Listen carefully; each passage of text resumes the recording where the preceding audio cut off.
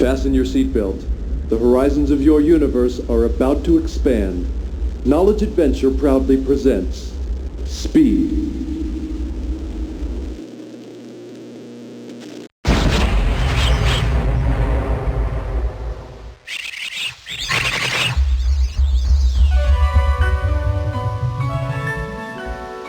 Imagination is more important than knowledge. Albert Einstein considered imagination crucial to our quest for speed, and I wouldn't want to disagree with him. The science of speed has progressed through a series of imaginative discoveries. One idea leads to another.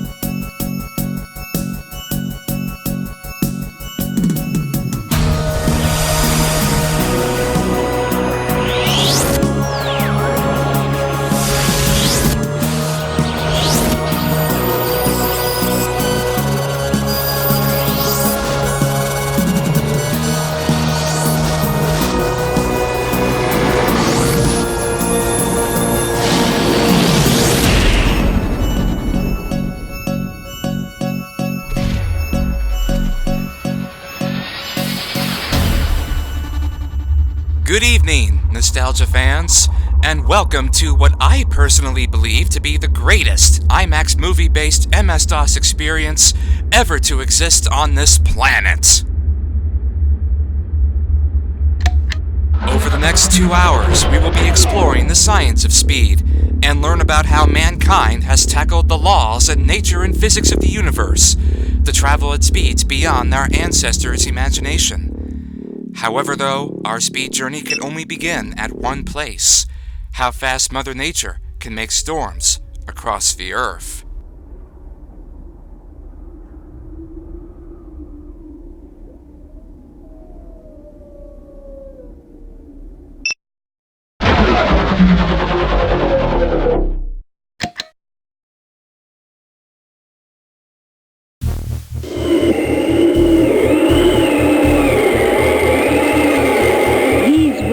Cyclonic storms develop most often in tropical waters. It is the warm water that fuels the storm, causing the updrafts which generate the circular swirling of the winds. In the Atlantic, the storms are called hurricanes. In the Pacific, they are typhoons, from the Chinese word, great wind. The Pacific typhoons are often much more deadly than their Atlantic counterparts because they have so much more ocean over which to develop before striking land. Once they roar ashore, they dissipate quickly. While the storms themselves may span as much as 1,200 miles, the calm, central eye of the spiral is usually 12 to 60 miles across.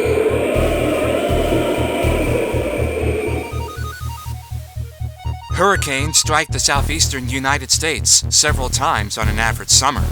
But in the Midwest, there are storms that blow at even faster speeds.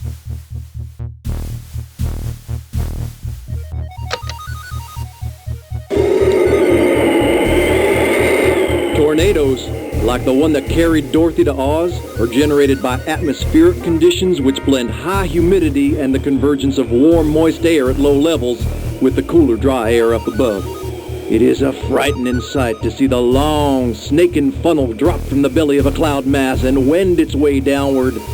These storms are violent, dangerous, and destructive. Tornadoes over water are called waterspouts. That's just about as fast as you'll find typical wind speeds. If you ever, out of your own curiosity, wanted to try your own wind speed project, then this wind power experiment is something for you.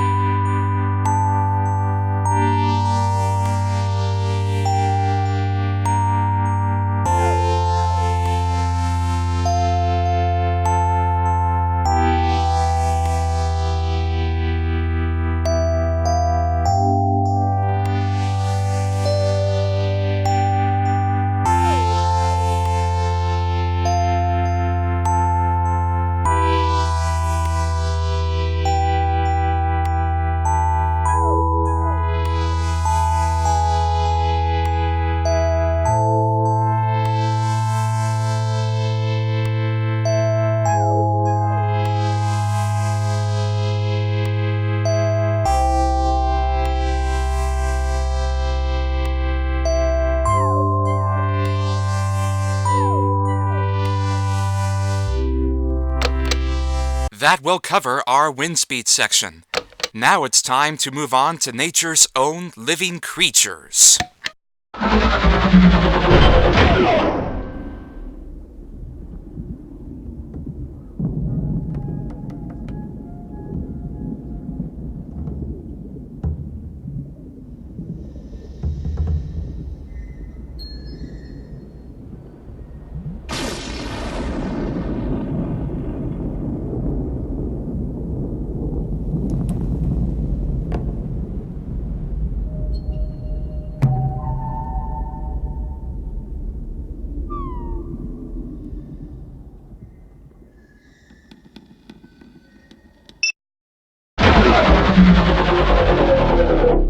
We will unquestionably be starting off with the very slowest and some of the creepiest of all land animals.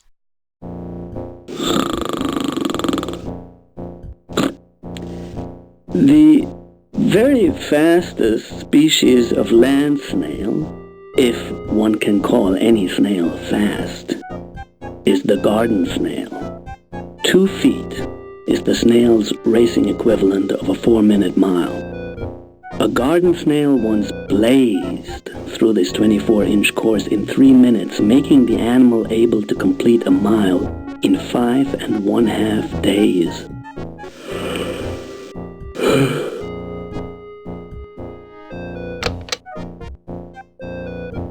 Though tortoises may not really be faster than hares, they certainly live longer.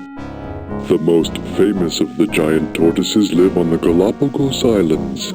They can grow to over 4 feet in length, weigh in at over 500 pounds, and live for more than 150 years. It has has been rumored that the cockroaches are immune to radiation and will one day take over the Earth. It has also been said that they have been around since the beginning of time. Parts of both rumors are no doubt, partially true. In fact, the cockroach is one of the fastest moving insects, clocking in at 3.36 miles per hour or 50 body lengths per second. Those rumors will only remain partially true as long as they're still easy to squash. In the Middle East and Northern Africa, long-legged sun spiders are the fastest arachnids known to man. Resembling a mutant scorpion, they have massive jaws which they use to tear their prey to shreds. To quote a well-known joke from the entomologist community, if they were 3 feet long, humans would never leave their houses. These arachnids have a burst capability of 10 miles per hour. That may seem creepy, but in Africa, there's something even more terrifying. Over level ground, the black mamba has achieved speeds of up to 12 miles per hour. A full-grown mamba can reach 13 feet in length. There is no doubt that these olive-brown reptiles are deadly. The subject of many terrifying tales, the sight of an angry mamba, neck reared up, mouth opened in a fanged hiss, is truly a frightening sight. You'll be relieved to know that we don't have any more frightening slow creepers to cover here.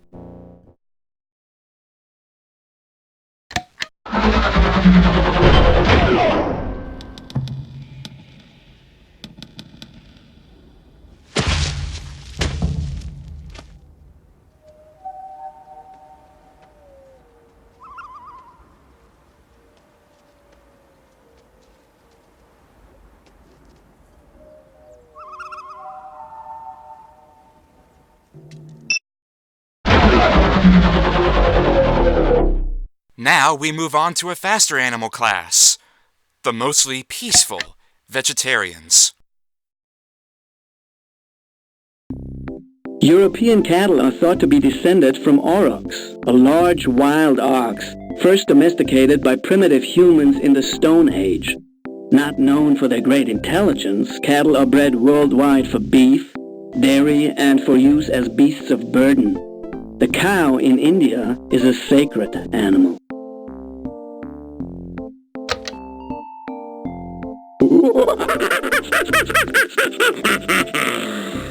The largest of the apes, full-grown male gorillas can reach 6 feet in height and weigh upwards of 450 pounds. Females are about half the size. Though extremely muscular and powerful, and known to enjoy the occasional fresh kill of an animal, gorillas are chiefly vegetarians.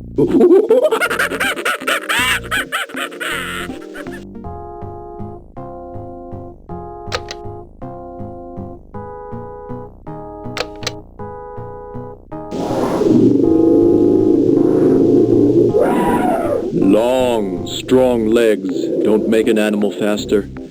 Though an elephant may reach 12 feet in height, it certainly isn't a racer.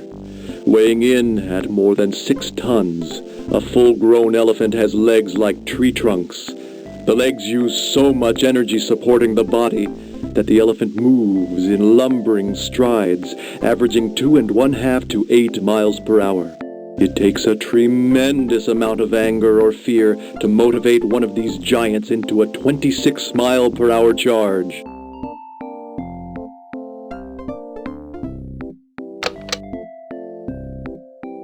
Massive hind legs and a thickly muscled tail enable the kangaroo to bound across huge expanses of the Australian outback.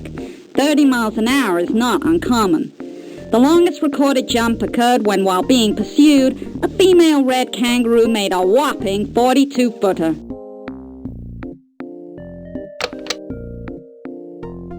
When the wind carries the scent of danger to its keen nostrils, a quietly grazing deer leaps into action.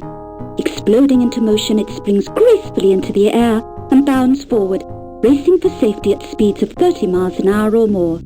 The deer family has adapted to many places, from deserts to swamps to forests to the tundra. Deer also live on the continents of Asia and Europe. Yoo-hoo! Mr. Rabbit! Come here! I want to be your friend! The rabbit has one means of defense. It's speed. Taken to flight, the rabbit leaves the ground with a tremendous leap, then lays out in a straight line, tucking its hind legs up behind its head. As the rabbit descends, its forepaws strike the ground, one ahead of the other. An instant later, the hind legs touch down on either side of the front legs and rocket the rabbit up for another leap. Over a sustained distance of at least 1,000 yards, the pronghorn antelope is reported to be the very fastest land-based animal. That is every vegetarian this program references. And now, let's see an example of this. How fast a deer can run when alarmed by danger.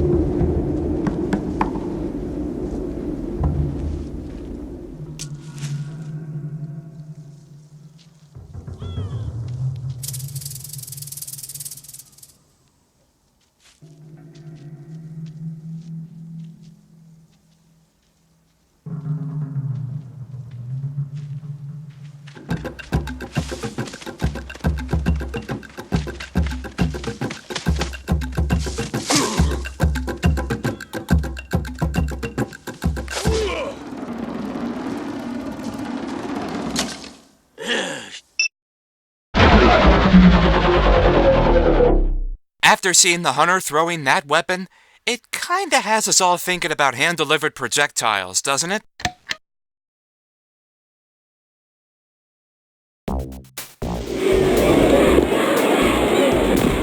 The fastest recorded pitcher is Nolan Ryan, who in 1974, while pitching for the California Angels, hurled a fastball at just over 100 miles per hour. Nowadays, 100 miles per hour is taken for granted in baseball. But in Spain, there's a sport that involves a ball traveling nearly twice as fast. Of Spanish Basque origin, jai is also called perolta. Teams of singles or doubles hurl a hard rubber ball from a wicker sling that's attached to the player's arm. The ball ricochets off of the walls, traveling at such great velocities that the players are required to wear headgear for their own safety.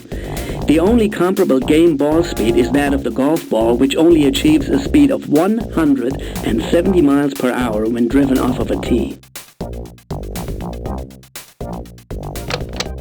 These hand-delivered projectiles bring us to another speed project you can try at home, and it could work in many sports around the world.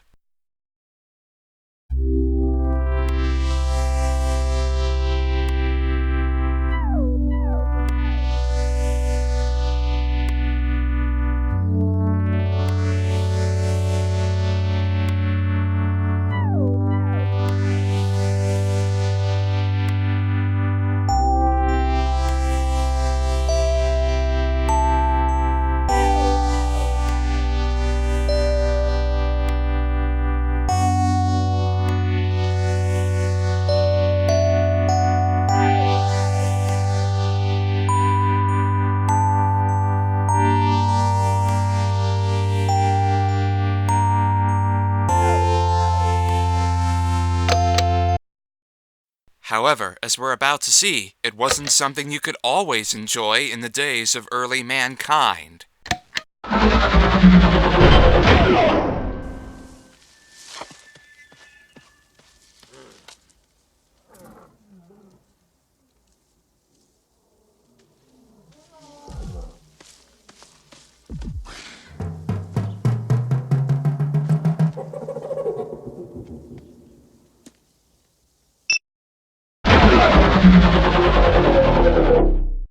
Around the time of the Ice Age, some of the biggest dangers to hunters were the carnivores, which remain to this day the fastest animals on land.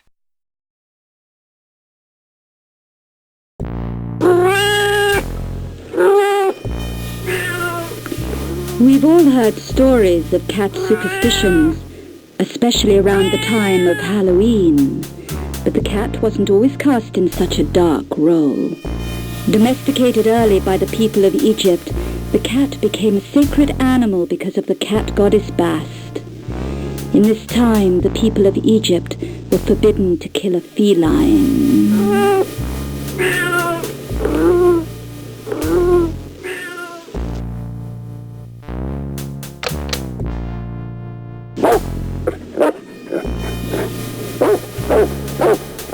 A large, agile working dog, the collie was carefully bred in the 17th and 18th century in Scotland. These Scottish sheepdogs were put to work as sheep herders. Not only are they faster than the sheep they herd, the collie is also quite a bit smarter.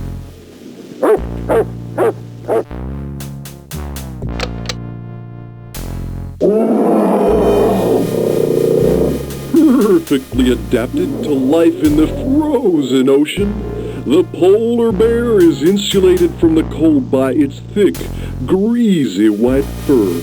A solitary hunter, the polar bear patrols the ice in search of his favorite prey, the seal, an animal which can far outswim him, but can rarely outrun him.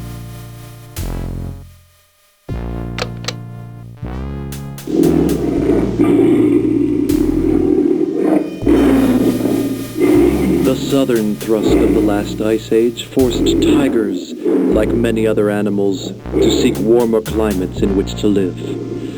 Among the largest of the cats, the tiger's body is structured for strength and agility. Able to produce short bursts and pin down its prey, tigers cannot maintain their top speed for more than 100 meters.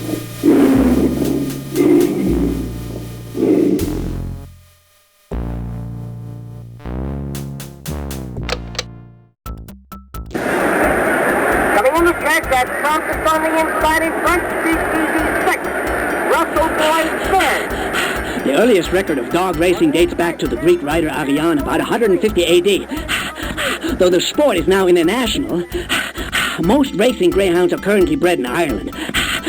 The dogs are fitted with a colored numbered coat and then placed into a starting gate. As a mechanical rabbit passes the gate, the greyhounds are released automatically. The finish of the race is photographed to confirm the decision of the judges.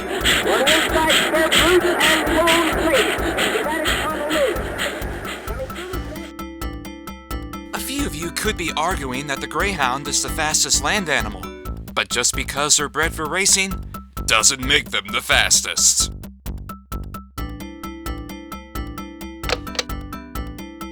The fastest of all land animals, the cheetah, could be stopped for speeding on many of the world's highways.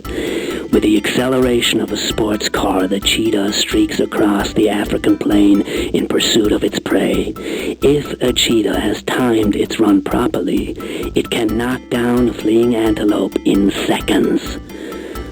For the short distance run, up to 600 yards, the cheetah can sustain a sprint speed in excess of 60 miles per hour. The cheetah may be the fastest of all land animals, but occasionally you cannot underestimate human speed.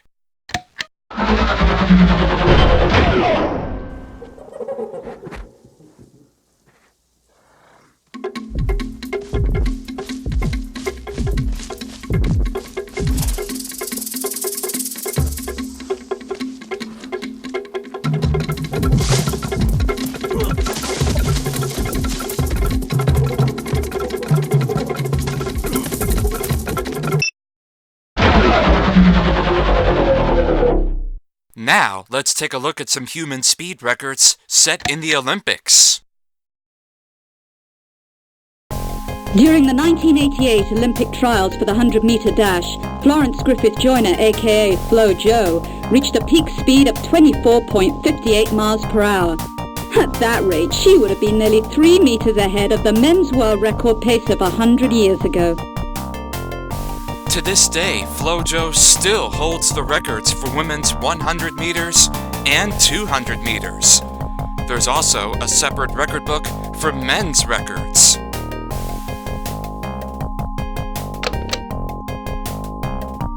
Carl Lewis, the fastest man alive, made his record-breaking sprint during the 1988 Olympics in Tokyo, Japan. His peak speed was just shy of 27 miles per hour. As far as I understand, Carl Lewis did set some record in Tokyo, but Knowledge Adventure kinda goofed here by saying that the 1988 Olympics were held in Tokyo.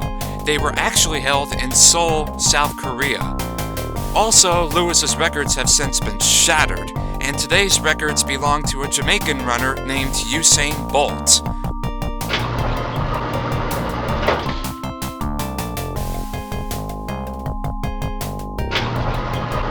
Nevertheless, there are other ways to experience the feeling of human speed, and that brings us to our third project in this program, Feeling Speed.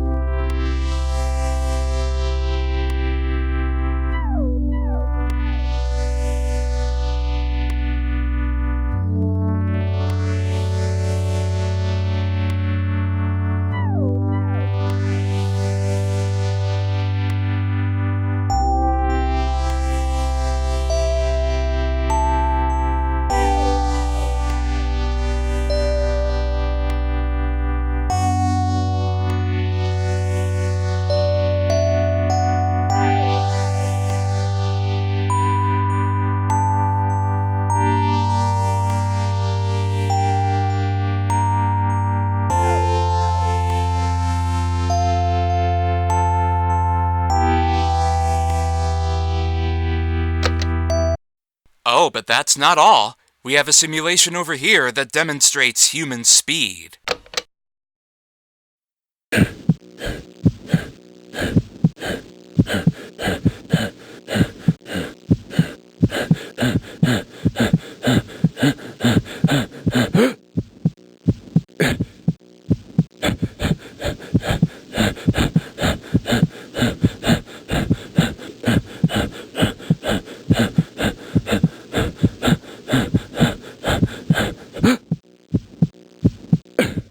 For it being early 90s CGI, it sure looked good for its day. Before we go further with humanity's desire for faster speeds, there is still more to explore in the animal kingdom.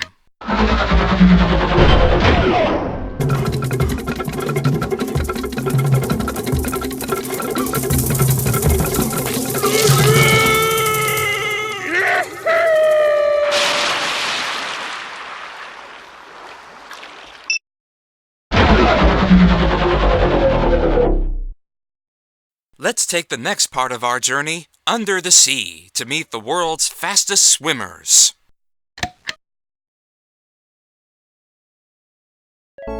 Salmon are the most famous of the marine fish which spawn in fresh water. Pacific salmon are known for the grueling journey they make, often hundreds of miles upstream through raging currents and rivers in order to reach their spawning grounds. A direct descendant of its primeval ancestors, the alligator has inspired a wealth of fables and lore. Though the largest distribution of these reptiles are in North and South America, ancient Australian Aborigines and Chinese calligraphers have rendered images of these toothed animals from long ago, capable of killing and eating a human. Some alligators walk elegantly with legs extended. Some slither in the mud, and others actually hop like rabbits.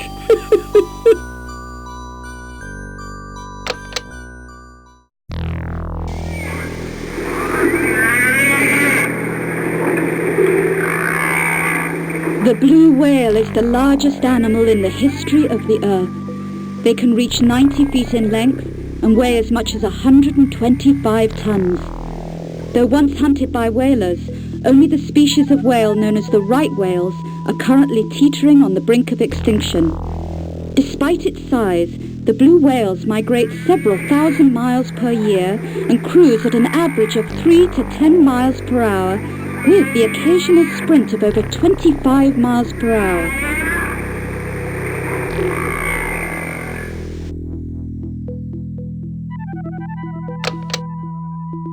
With a long evolutionary history, the porpoise is descended from a dog-like animal that once walked on land. Differing from dolphins, principally in the shape of their heads, dolphins have a much more pronounced snout. The fastest porpoise is the doll's porpoise. These porpoises frequently surf on the bow wakes of boats, racing along at 30 miles per hour.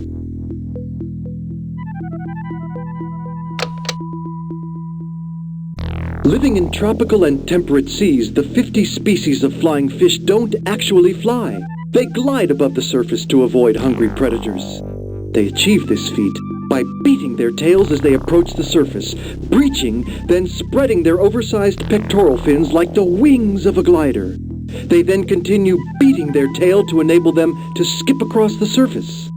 Topping out at 35 miles per hour, they can glide 150 feet or more.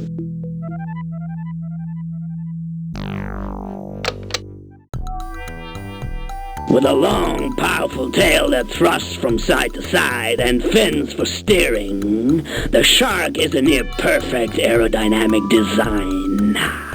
Telemetry studies indicate that the blue shark cruises at twice its normal speed during the night, when the sharks become more active. With a burst speed of 43 miles per hour, the blue shark can outsprint most of its prey.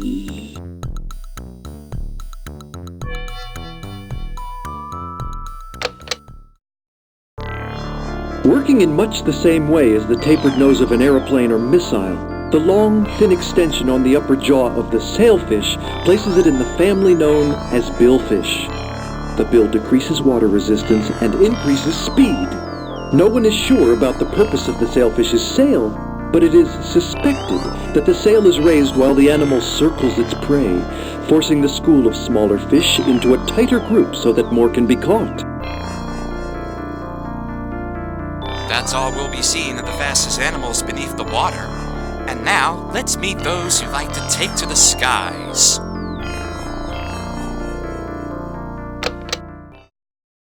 These fragile insects exhibit exceptional endurance and navigational skill. Every winter, by the millions, they fly as far south as 2,000 miles at speeds of more than 20 miles per hour. Some pilots have reported seeing the lightweight flyers at altitudes of 6,000 feet. The acrobatic hummingbird outclasses all other birds in terms of maneuverability. Able to hover like a helicopter, the tiny hummer can remain motionless in the air while beating its wings at a rate of 50 times per second. It can fly straight up and even backward, achieving its 60 mile per hour top speed in reverse.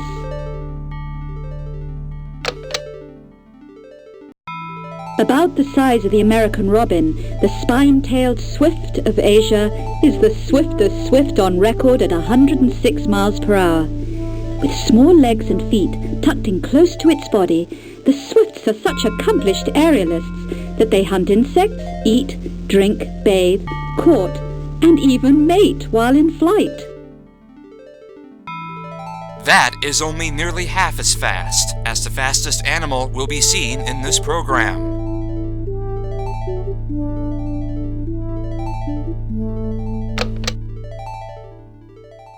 Imagine the peregrine falcon, lofting in an updraft, then tucking in its long pointed wings, tilting earthward and sliding into a spectacular dive. 100 miles per hour, 150 miles per hour, and gaining speed. Guided by its acute vision, the falcon strikes in mid-air, talons snatching its prey from the sky in an explosion of feathers. Filled with energy and blessed with an astounding speed of 175 miles per hour, the peregrine falcon is too fast and elusive to be taken by its larger and slower predators. I'm happy to say that's it for the animals. You know what that means, don't you? It's the moment you've all been waiting for. It's time to begin our knowledge adventure through mankind's quest for speed.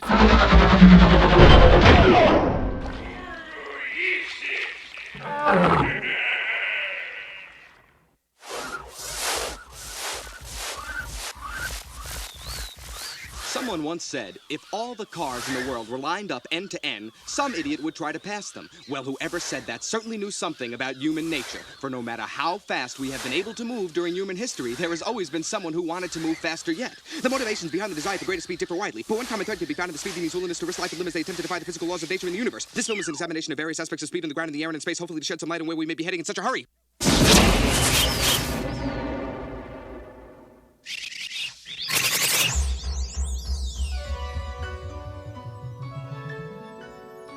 Imagination is more important than knowledge. Albert Einstein considered imagination crucial to our quest for speed, and I wouldn't want to disagree with him. My name is James Burke, and I'm going to examine why the development of speed has always been a case of mind over matter.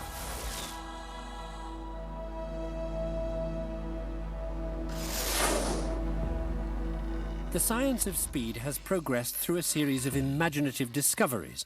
One idea leads to another.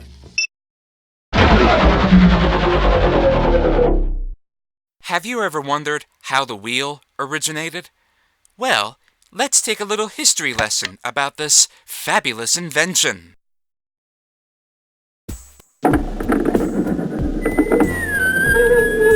The first wheels were developed for making pottery around 3500 BC near Mesopotamia. It took about 250 years for someone to get the bright idea to turn these discs on their sides and build a cart. Made of solid wood, planks were cut into a round shape, fastened together with wooden or copper brackets, and attached to an axle. Lighter spoke wheels arrived around 2000 BC. The spokes radiated from the center and were held together by the piece of wood which served as the rim. Aside from wheels and carts, there was another method that humans were using at the time to achieve greater speeds. Climbing on the back of a horse and training it to run with you was a definite method of achieving greater speed. By 800 BC, the horse had been bred to a larger size, large enough to carry mounted cavalry. In medieval times, they carried knights in armor. Ancient breeds from the Middle East and North Africa are swift, smart, and spirited. Hot-blooded in horse vernacular. The most important breeding took place in the 16 and 1700s, when English mares were partnered with Arabian stallions. The offspring were the finest racehorses of all time. Thoroughbreds. On a 1/4 to 1/2 mile run, these horses can average 39 miles per hour. Horseback riding did prove fast for its day, but eventually, the wheel would see a brand new daylight.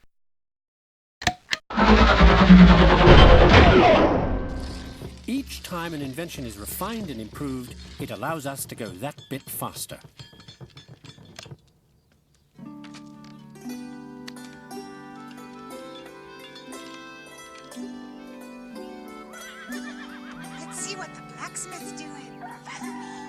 In 1839, a Scottish blacksmith named Kirkpatrick Macmillan took an invention that had been around for centuries, the wheel, and put a completely new spin on it. What do you think he's making in there? I don't know.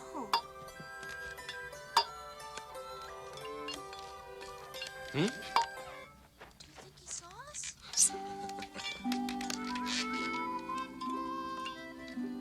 You let's get away from there! What are you doing there? Like most inventions that allowed us to go faster, this one was the work of a stubborn, independent dreamer.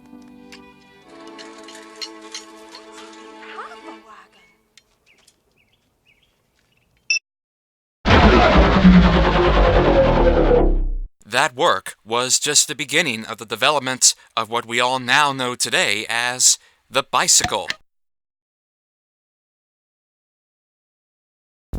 first design for a human-powered machine propelled by cranks, levers, connecting rods and pedals has been attributed to none other than Leonardo da Vinci, circa 1493. The earliest such design to be produced was built by Kirkpatrick Macmillan in Scotland, circa 1840. And now, let's see this 19th century masterpiece in action.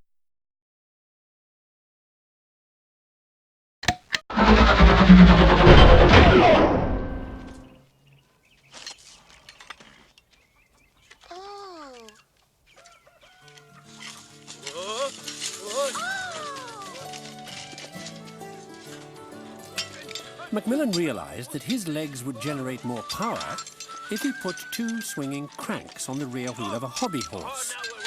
He was using the principle of leverage to boost power.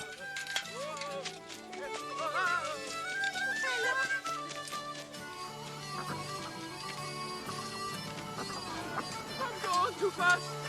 I should have brakes up. Piper! Look out ahead! Oh, I cannot stop making drums instant!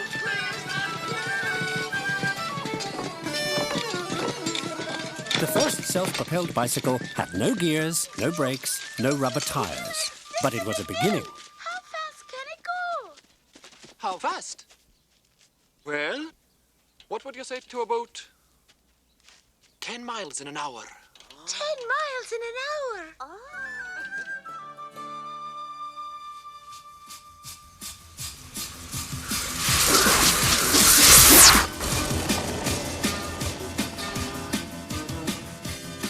The development of science is like a relay race run through the centuries. Each time we pass on the torch of imagination from one generation to the next, we carry the original idea one stage further.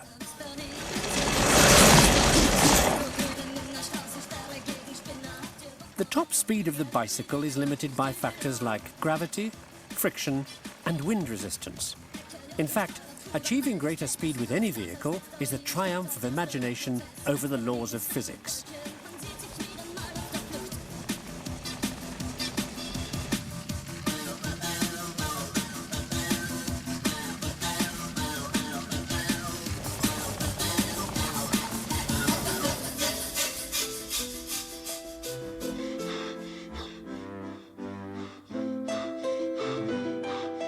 This human-powered vehicle is really a cycle in a fiberglass shell that's cleverly shaped to slice through the air with as little wind resistance as possible. Although it's driven by the same energy source Macmillan used, muscle power, this lightweight, streamlined vehicle can go 6 times as fast as the original bicycle.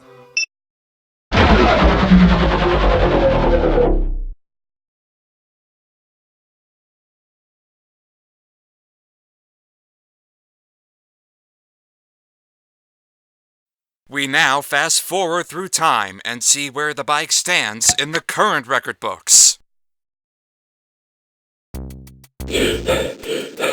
Fred Markham pedaled his way into the current record books on the flats of Mono Lake, California in 1986.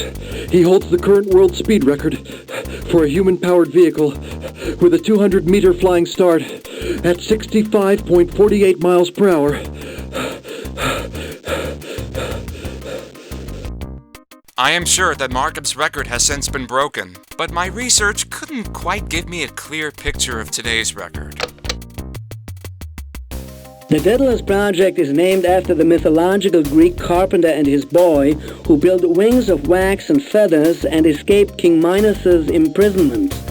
Unfortunately, Daedalus's boy Icarus flew too close to the sun and plunged to Earth when his wings melted.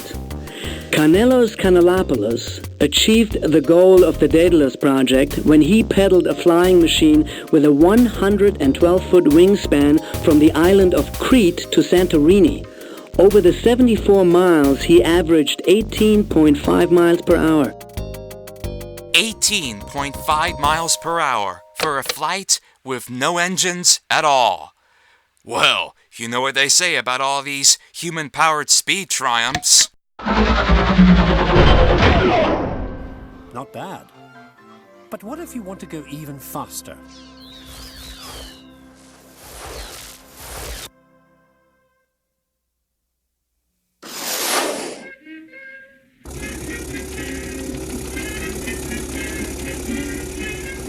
When it comes to speed, muscle is no match for machine. The Stanley steamer could breeze along at over a mile a minute, which frightened some skeptics. I mean, the air might rush by so fast, the motorist wouldn't be able to breathe, they thought.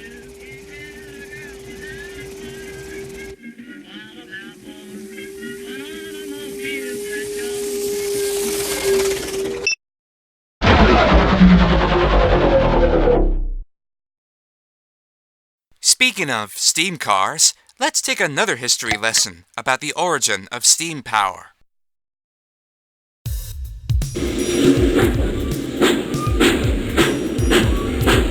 The steam engine works by heating water beyond the boiling point and channeling the steam into a cylinder in which a piston is driven down by the force of the steam. The first vehicles to move under steam power were built by a Swiss engineer working for the French army named Nicolas Joseph Cugnot.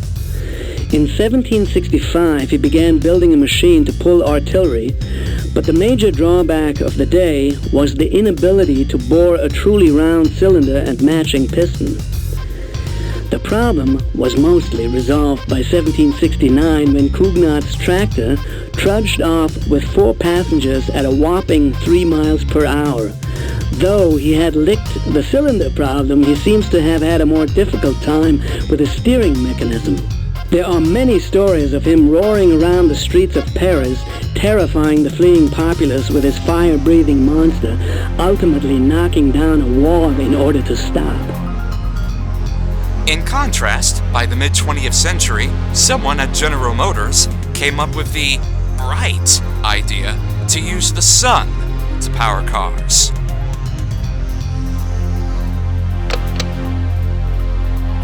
Solar power for a car is generated by the cells which convert the energy of the sun into a flow of electrical current. This current drives the electric motor which powers the car. Sun Racer, driven by Molly Brennan and built by GM, set the record in 1988 for the fastest sustained speed by a solar-powered vehicle. The speed was attained during the World Solar Challenge race across a 2,000-mile stretch of Australia intended to encourage development of solar power cars. Not only did the Sun Racer win, but it left the second-place competitor 20 hours behind.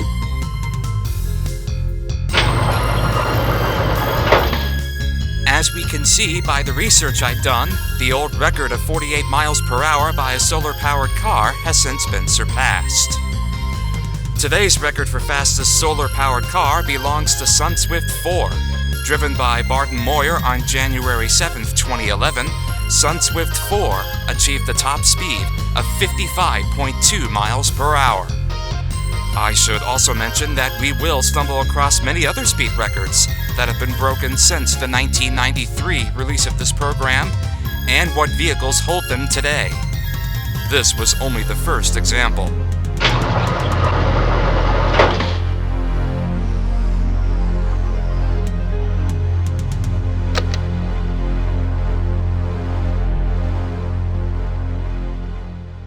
While we're still on the topic of steam power, this brings us to our fourth and final project in this program: steam power.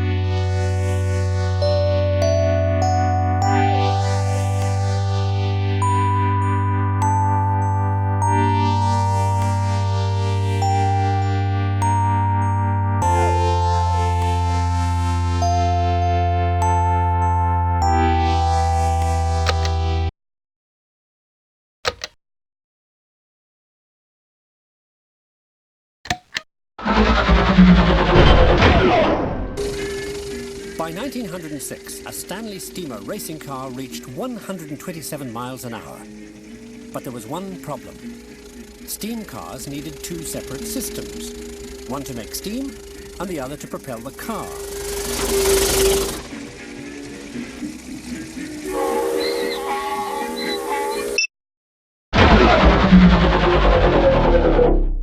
Now, obviously today, automobiles are not the fastest method of public land transportation. Today's world is filled with very fast trains. Note that for the next reference screen, I have added some additional pictures of trains mentioned by this article for historical interest.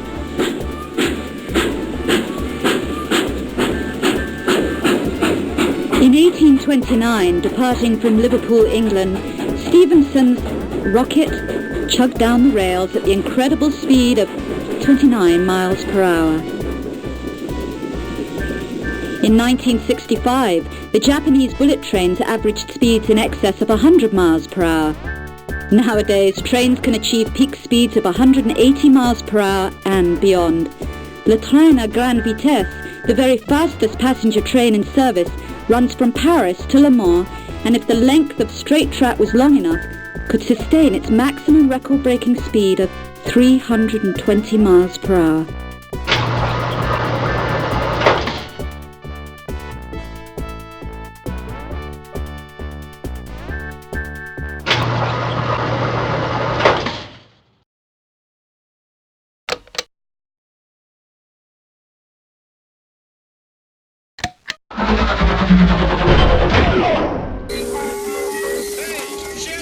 Ultimately, though, steam could not compete with a more effective invention, the internal combustion engine.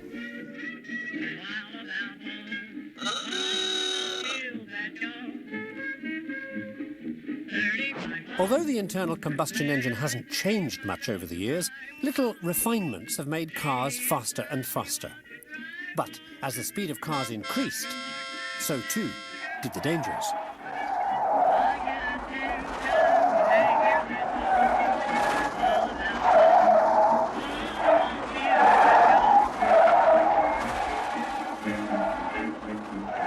In fact, those dangers were ignored by the hot rodders of the 30s and 40s, who were among the last who could push speed simply for the fun of it.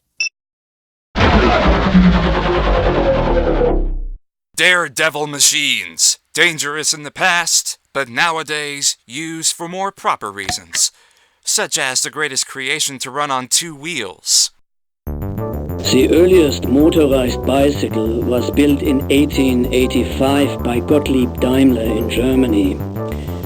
It puttered along with its single-cylinder 1.5 horsepower motor at 12 miles an hour. Today, the fastest track machines are manufactured by Honda, Suzuki, and Yamaha. They have all been geared to achieve speeds under proper racing conditions in excess of 186 miles per hour.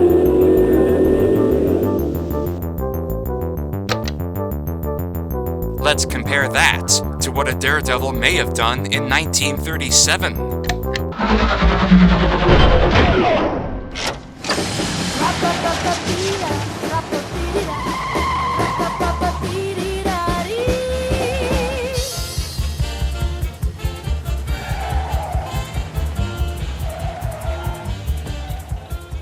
The hot rodders souped up their engines, and in the process, they advanced the technology of speed. But often, they pursued speed at the expense of safety. Jeez, the throttle's stuck. What? Is something wrong? Nothing major.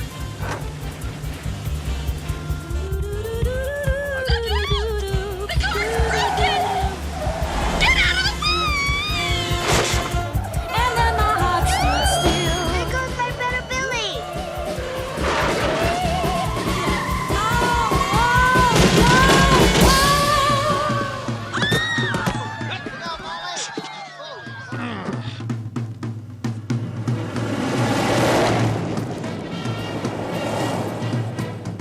Now you've got the police after us! That's just Henry. He's always chasing me. Some of the hot rodders took a somewhat casual attitude towards their own lives, and anybody else's too.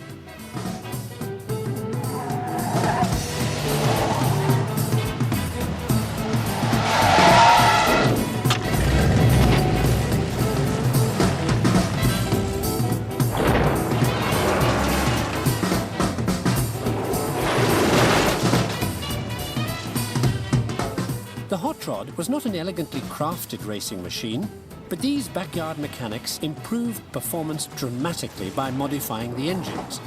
They enlarged cylinders and customized carburetors to alter the mixture of air and gasoline. Stop! Stop that car! Billy, there's a roadblock! Look out! We can't stop! Help! Sit down, you're making me nervous! The early hot rodders, like Bill Vukovich, lived in the shadow of risk.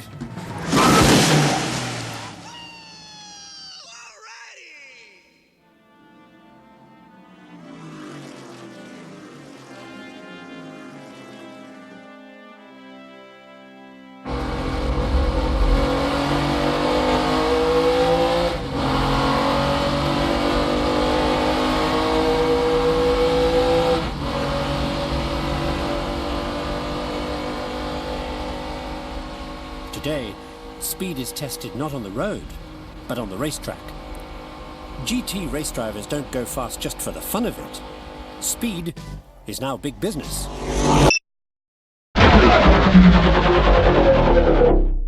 The world of land speed today is dominated by the fastest production cars and racing cars, something I'm a complete nut and fanatic about.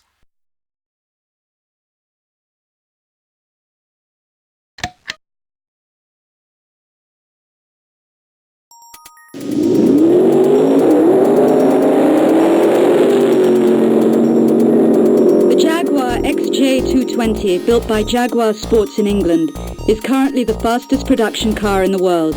During road tests in the US in 1991, the XJ220 attained a top speed of 212 miles per hour.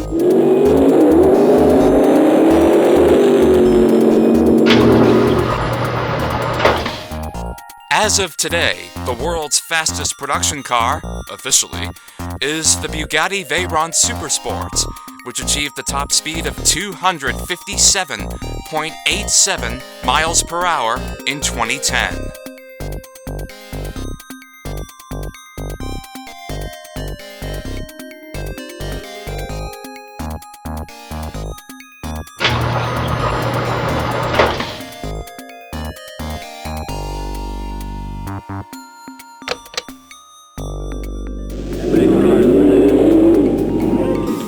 In 1993, driver Mario Andretti set a new Indy car speed record at the Michigan International Speedway. The car was a Kmart Texaco Havoline L93 Ford Cosworth. Andretti's one lap of speed of 234 miles per hour breaks the existing 230 miles per hour record set by Andretti in 1992. Andretti also set the inaugural Indy car record in 1968, driving a qualifying lap at 183 miles per hour. For all of you Indy 500 fans out there, ever wondered what the fastest qualifying lap in the history of the 500 is? This is it. 237.498 miles per hour, set by Arie Luyendyk in 1996. Even the speed of today's Indy cars have not been able to match that.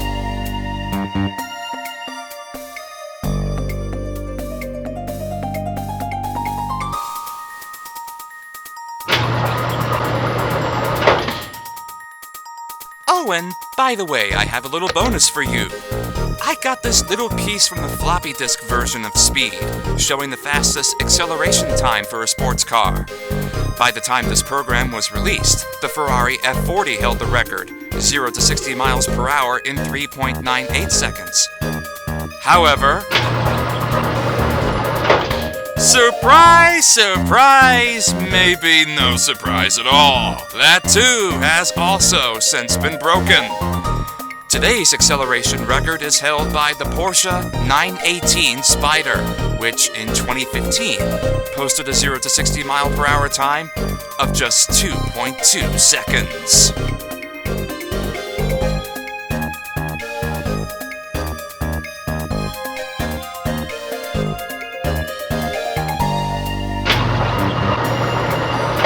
I will now instantly click us right back into the Packard Bell CD-ROM game, and we resume our journey with a fantastic demonstration by a Jaguar GT race car at Road Atlanta. How's it running? Well enough. see, with this aero package, I'm running out of fourth gear. We've discovered that the faster we go, the greater the obstacles. For example, the faster you take a curve, the greater the centrifugal force pushing you off course. Cornering ability is crucial. Speed alone is not enough.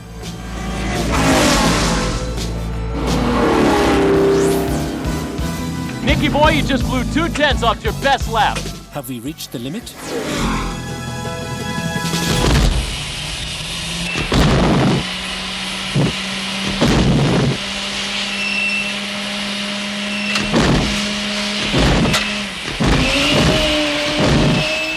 Well, there is one sure way to make a car go much, much faster. Stick a jet engine in it.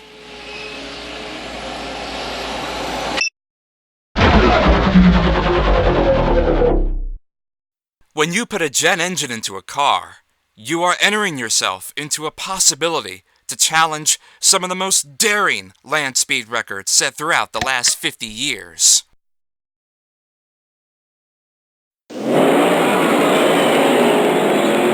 Crossing the quarter-mile finish line in 7.6 seconds set the drag motorcycle record at 178 miles per hour. The driver, John Myers, set that record in 1991 during the Chief Auto Parts National. Now, let's go from 2 wheels to 4.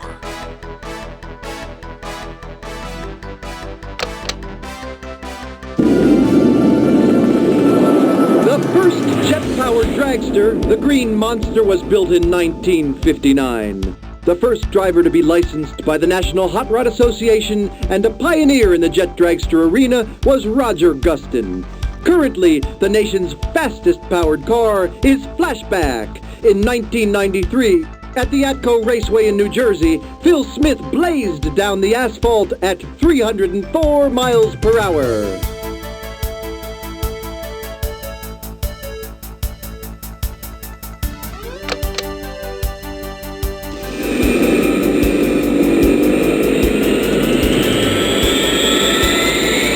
Wanted, 650-mile-per-hour car designer. Richard Noble, a young businessman with a burning desire to gain the world speed record, placed this advertisement in a newspaper in 1977. John Aykroyd, an engineer who thought he could do the job, responded. 6 years later, they achieved their dream. The car was basically a Rolls-Royce Avon 302 jet engine on wheels, capable of generating 17,000 pounds of thrust. In 1983, over the Black Rock Desert in New Mexico, Thrust 2 blazed to a speed of 633 miles per hour. This marked the beginning of a new speed quest, attempt to break the sound barrier on land just as planes had done in 1947. It would take another 14 years for man to accomplish that feat.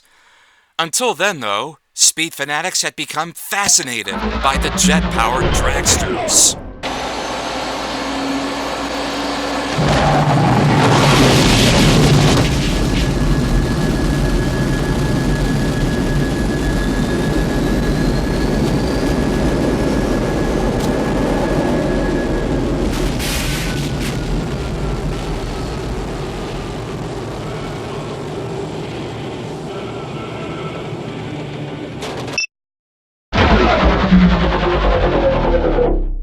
In the 1970s, a new concept came to life. Stick a rocket engine into a car and challenge yourself to see how fast you could go in one of those.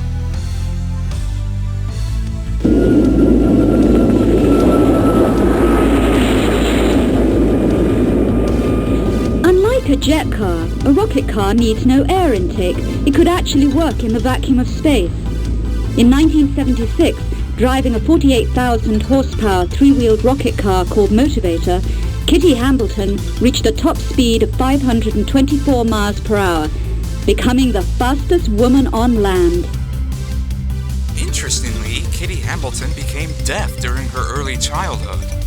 Despite her inability to hear, she still became a professional stuntwoman, and by 1976, she had become the fastest woman on land, which she still is today. However, though, we haven't yet seen the real record for rocket-powered cars. At Edwards Air Force Base, in 1979, Stan Barrett maxed out the Budweiser Rocket, a rocket-powered three-wheeled car, at an astounding 739 miles per hour. This is the current record holder, Thrust SSC, the fastest land vehicle ever.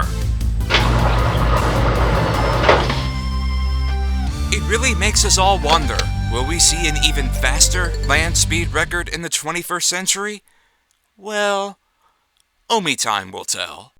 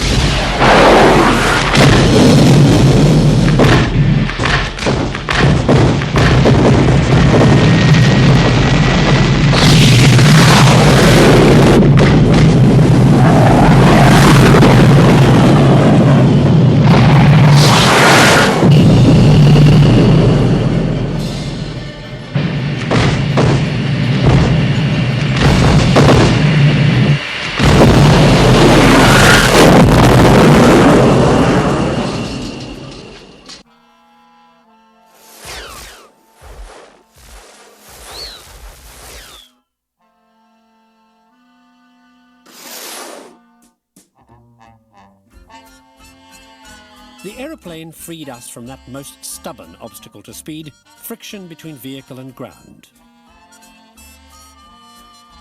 Oh, I feel just like a king. I can hear the angels sing. I can do most anything up in the blue.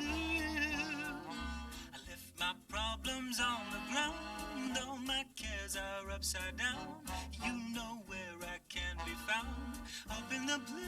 Aviation took a flying leap forward with the invention of the jet engine. Let's begin our trip through the skies to when airplanes were first being designed.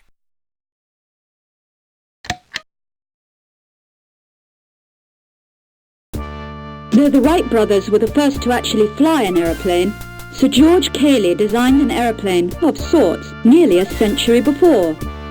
In 1799, he scratched his design onto a small silver disc. On one side of the disc, his diagram showed the forces which affect a flying wing: thrust, lift, and drag. On the other side, he drew a fixed-wing aircraft with vertical and horizontal tail surfaces and paddles for propulsion. Cayley successfully flew a 5-foot model of his design. Prior to Cayley, Leonardo da Vinci also sketched a device with wings, though its aerodynamics were probably never tested. Then, in 1903, history was made on the coastline of Kitty Hawk. In 1903, Wilbur and Orville Wright became the first humans to accomplish heavier-than-air flight. Honing their craftsmanship as bicycle repairmen, the brothers learned about aerodynamics from their experiments with gliders. After building their own 4-cylinder engine which drove the twin propellers by chains, they took the contraption to the sands of Kitty Hawk. Only 5 people turned out to witness the first flight, a brief but historic 12 seconds in duration. Aside from ordinary aircraft, there is also a separate record for speeds set by rotary aircraft. For that record, we will travel once again to the mid-1980s.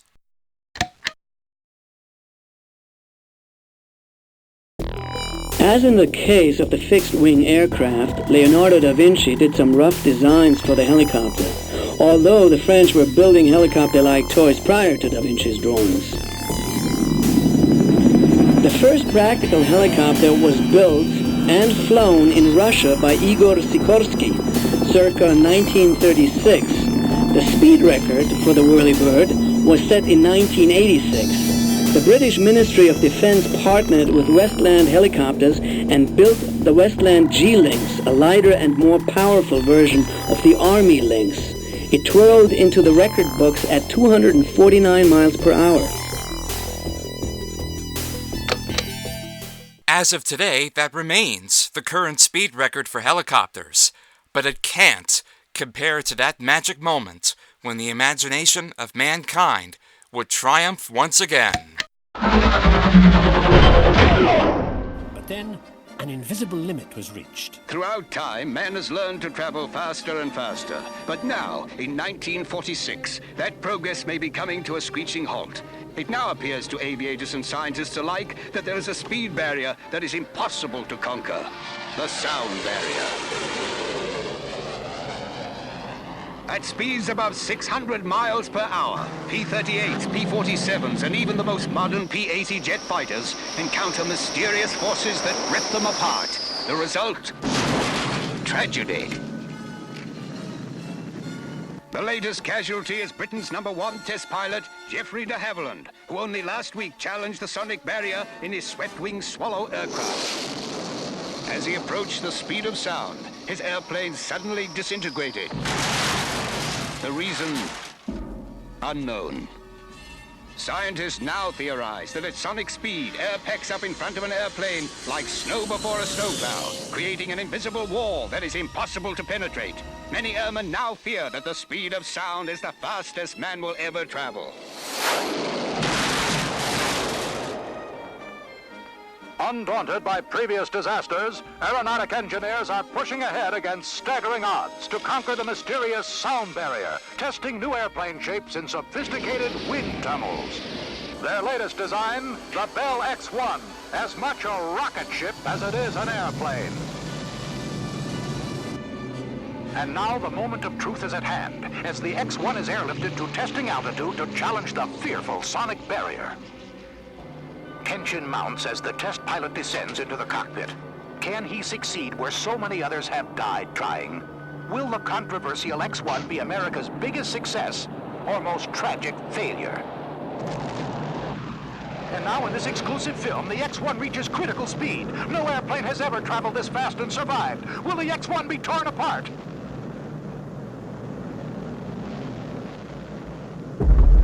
It's done it! The X-1 has broken the sound barrier! This is a stunning triumph of imagination and perseverance as man once again conquers the unknown. Mark this day, October 14th, 1947, as test pilot Charles E. Yeager becomes, at 700 miles per hour, the fastest man in history.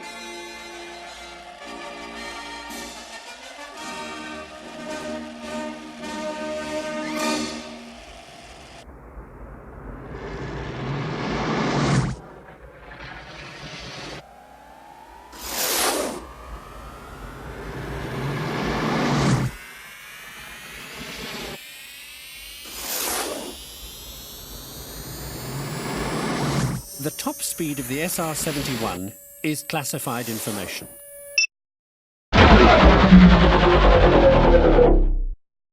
And now, let's explore even deeper into the world of modern aircraft.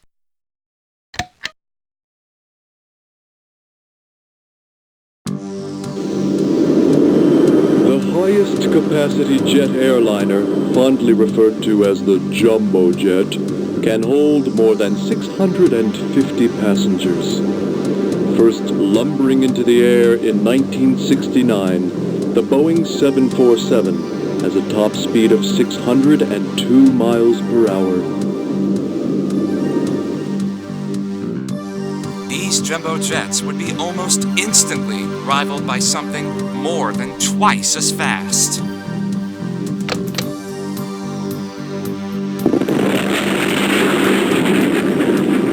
The first SST was flown in 1969. Designed to carry up to 144 passengers, the French-British co-venture called the Concorde went into commercial passenger service in 1976. The New York-London record is 2 hours, 55 minutes, and 15 seconds, with in-flight speeds reaching 1,450 miles per hour. Unfortunately, in 2000, everything changed. A tragic accident in Paris caused a chain reaction that led to the end of supersonic transport within just 3 years. SST has yet to rise again from the ashes of the past.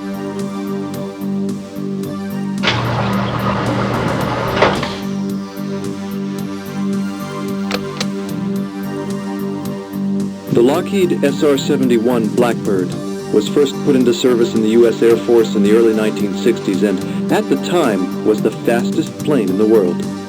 The frame was built mostly of titanium, and the body was painted with radar-absorbing black paint. Used principally as a spy plane, the SR-71's cameras could find a golf ball from the height of 14 miles. Once classified, the top speed is 2,193 miles per hour.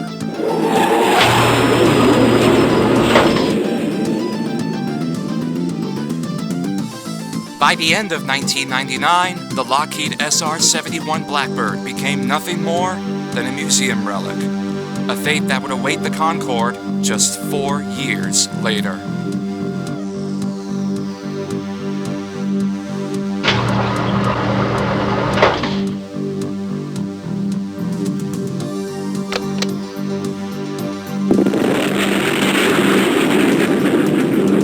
In the late 1950s, the X-15A2, a dart-shaped experimental aircraft powered by a rocket propulsion system, was developed by the United States Air Force. Following its first flight in 1964, physiological aspects of high-speed, high-altitude flying were studied, as well as aerodynamics, structures, and flight controls. The aircraft went on to be used for scientific experiments beyond the Earth's atmosphere, and in 1967, it captured the air-launched record with a speed of 4,534 miles per hour. The aircraft was retired in 1968 when the program was suspended. So, essentially, out of all the aircraft featured in this program, today only the jumbo jet remains in service. I think it's quite saddening to know that supersonic aircraft have become limited to just test planes and military-grade aircraft. People have come up with the idea for a space plane, but I don't think it'll ever go into public service, to be quite honest.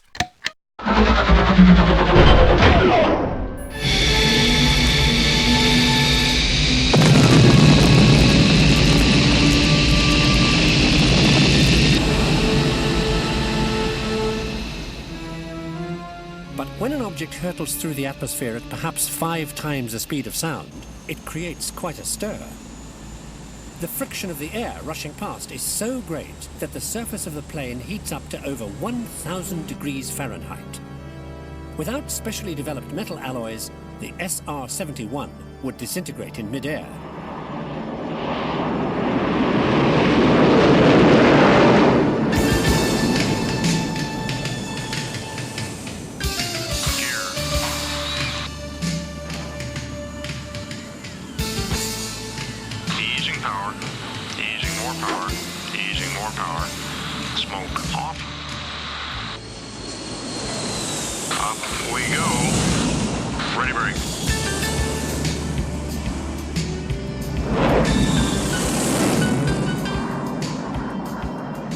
Precision squadrons like the Blue Angels provide the ultimate demonstration of speed with control.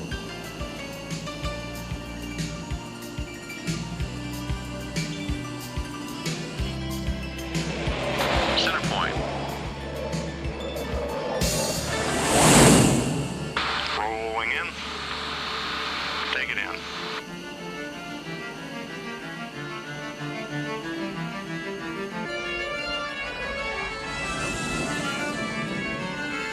Smoke on. Adding power. A little more pull. Okay. The tremendous thrust created by the jet engine gives the Blue Angels the extra power needed for control in precision flying. The jet engine scoops in cool air and heats it in a chamber. This superheated air expands and forces itself out the rear of the engine, creating enormous thrust. The principle of the jet engine works beautifully, unless, of course, you decide to go someplace where there is no air.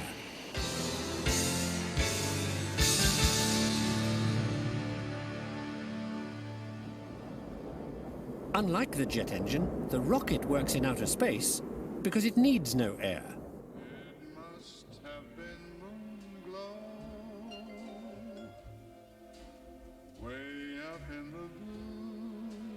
We're standing by for voice communications from the Apollo 10 crew. Hello, Houston, Apollo 10. Hello, Apollo 10, this is Houston. Now, let's see how humankind achieved such great speeds elsewhere in the universe.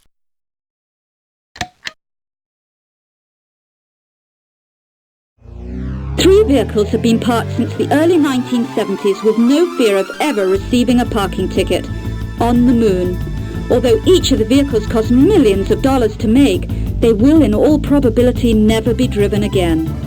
Delivered aboard the final 3 Apollo missions, the lunar rovers are an eternal reminder of the inability of Americans to travel anywhere without a car. Boeing Aircraft took on the design task of building the quarter-horsepower electric vehicles, which had an operational life of 78 hours and a top speed of 10 miles per hour. Now this is where speed records of the universe really come in. 5, 4, 3, 2, 1, 0. NASA's reusable spacecraft first blazed into orbit in 1981. Once in orbit, the shuttle is controlled by small thrusters. In the atmosphere, the shuttle is a 200-ton glider, which in theory can be piloted in to land on any runway long enough to accommodate it. Because it has no engines, the pilot only gets one chance. Its little wings produce almost no lift, so the shuttle lands at a very fast 200 miles per hour.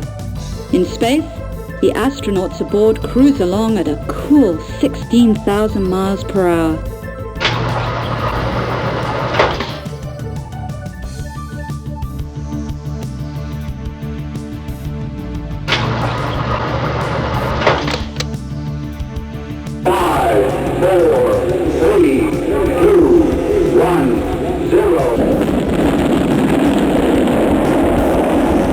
The astronauts aboard Apollo 10 got to execute almost all phases of the lunar landing. Almost, because they never got to actually land on the lunar surface. Their mission called for them to board the lunar excursion module, descend to within 50,000 feet of the surface, and then to return to the Earth.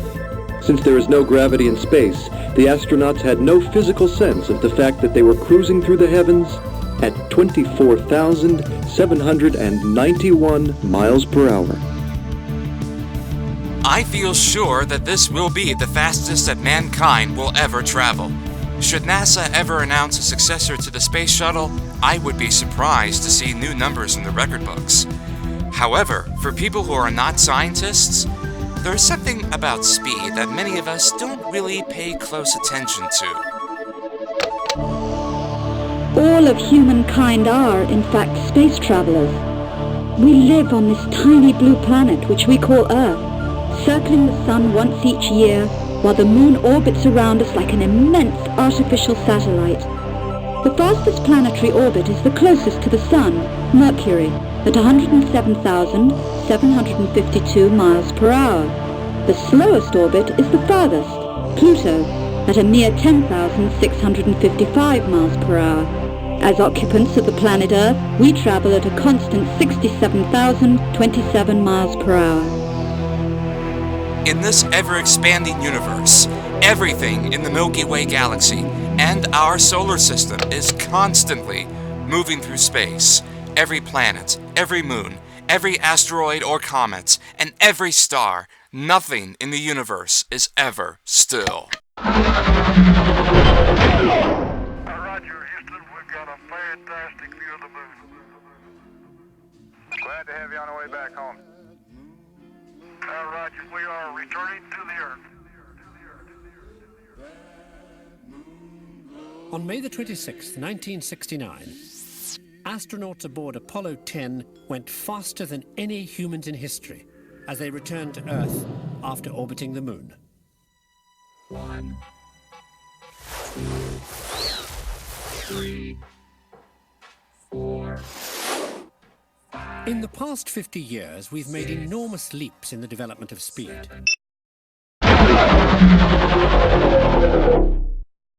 One of the more modern speed developments is the electronic highway, the speed of computers.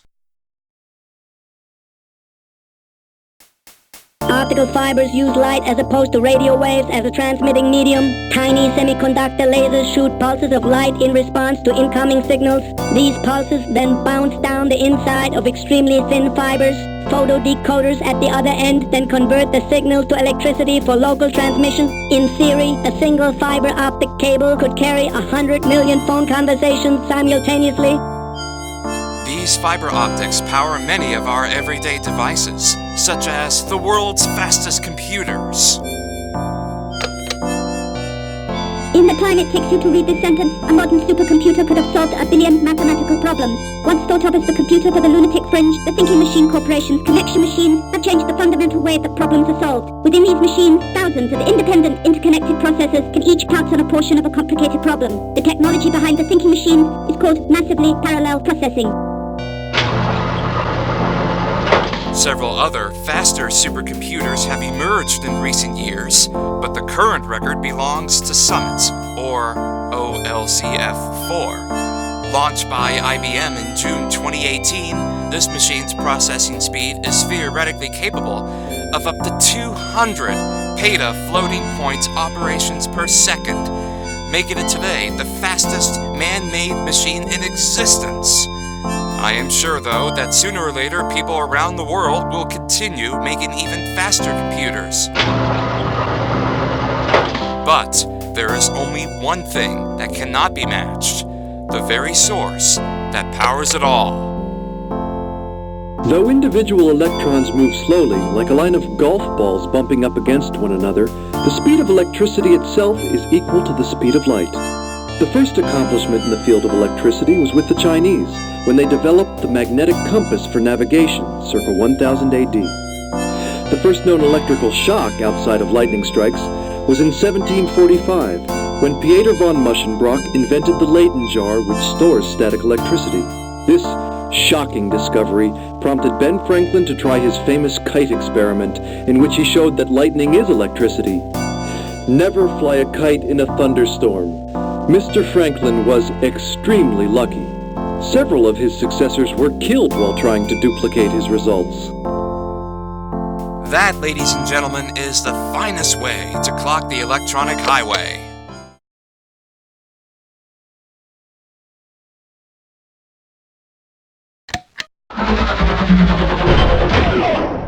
We travel faster and further, more than 3 trillion miles a year. Computers can accelerate us to 1 billion calculations a second. Life today is a bewildering kaleidoscope of electronic news and information as a human voice ricochets almost instantaneously around the planet. There's another thing to consider when it comes to the electronic highway: how fast your brain, nerves, and senses can process it all.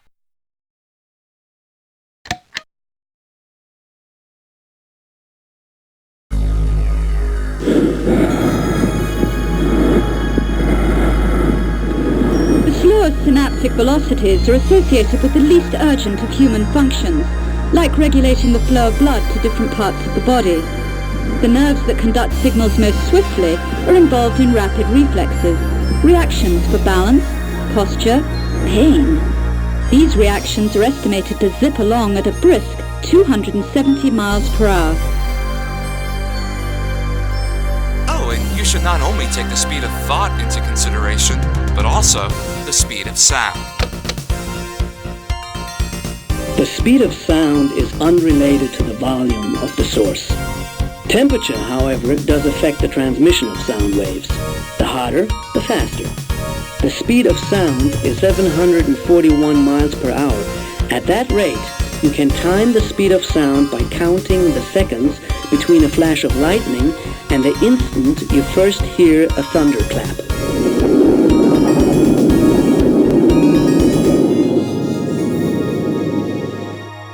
Another thing to consider is how fast any earthbound object can go. And yet another speed record for the Queen. The fastest speed of any Earthbound object was achieved by a swirling tapered 6-inch carbon fiber rod in a centrifuge, which functions in a vacuum, a dizzying 4,500 miles per hour.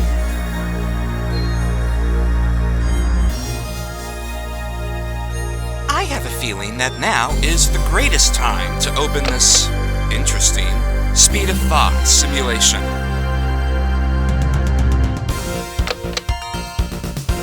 Welcome to the Speed Raceway. The raceway where you get to race the zapping synaptic impulses of your brain against the world's fastest competitors. Click on any of the 3 start buttons to begin the race.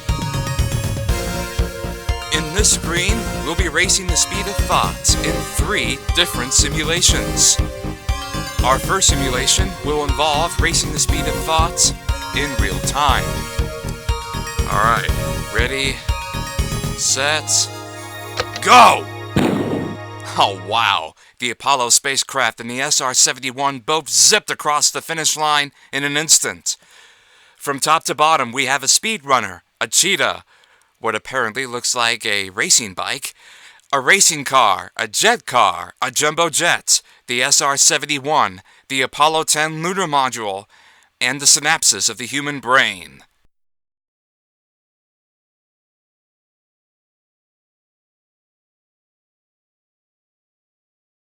Next, we have the speed of thought in slow motion, where 1 second equals 1 minute.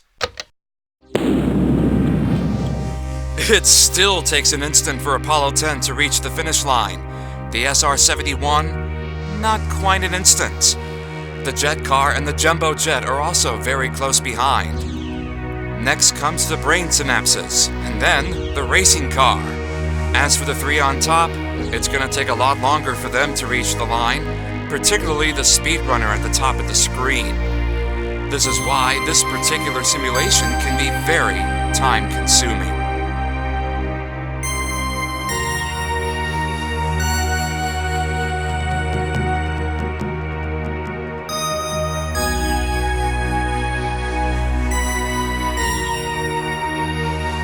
The cheetah will now cross the line as we await just 2 more competitors.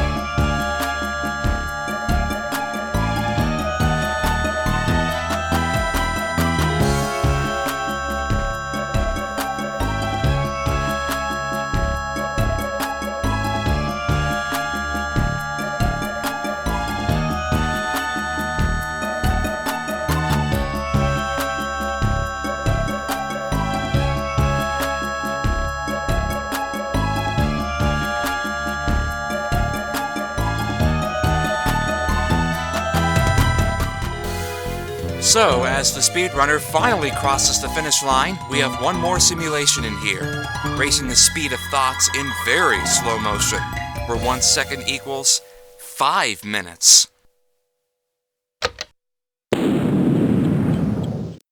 This one has just Apollo 10 and the SR-71.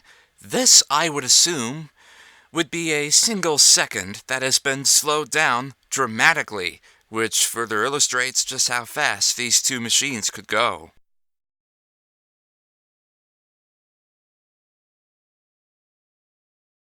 That will wrap up the speed of thought simulation. And now, let's get back to some more serious stuff.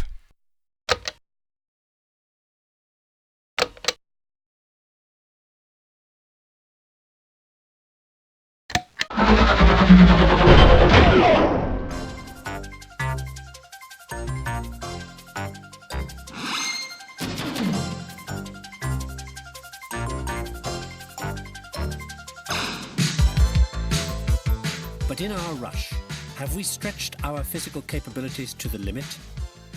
Some say our frenetic pace can only cause us trouble, that hypertension and heart disease are its inevitable result.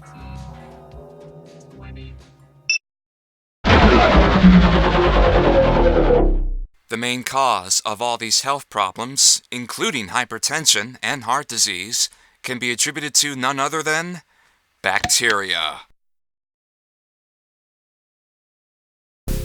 Delevibrio bacteriovorous bacteria. Phew. A rod-shaped bacillus, by means of a rotating polar flagellum, a little whip on its top, can move 50 times its own length of 2 micrometers per second, or 200 miles per hour if it was scaled to human size. That would be comparable to a swimmer crossing the English Channel between England and France in 6 minutes. This is the main reason why being in a rush can be so dangerous. Every time period has had its own health crisis, and our time is no different. For example, today we have the still incurable AIDS virus. Fortunately, though speed can cause stress, it can also be used to relieve stress. We can learn to ride the forces of nature for both speed and enjoyment.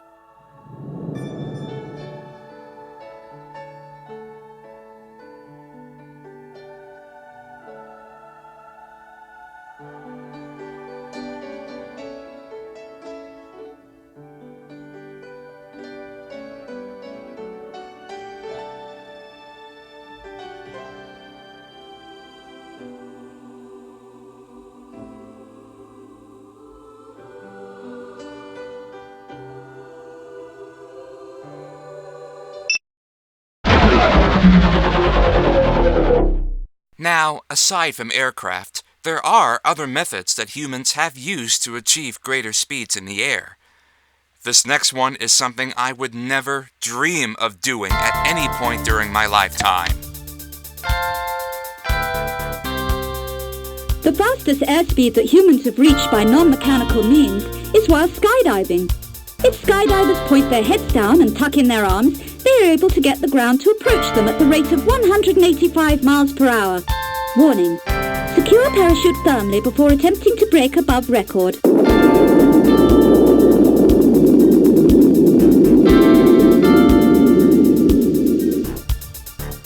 There is another method of airspeed that is much safer than skydiving, and perhaps it might be something that's just about my speed in comparison to skydiving.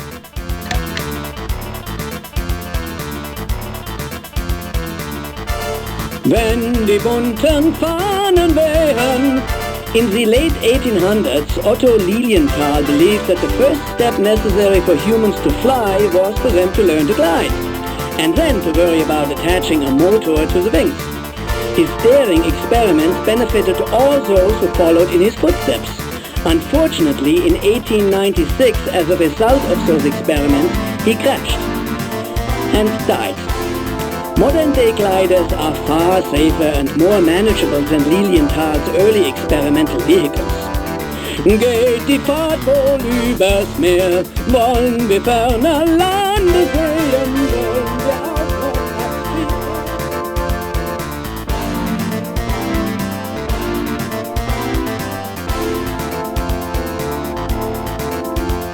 But that's only the beginning. There are many ways to enjoy the thrills of speed, whether it's in the air, on land, or in the water.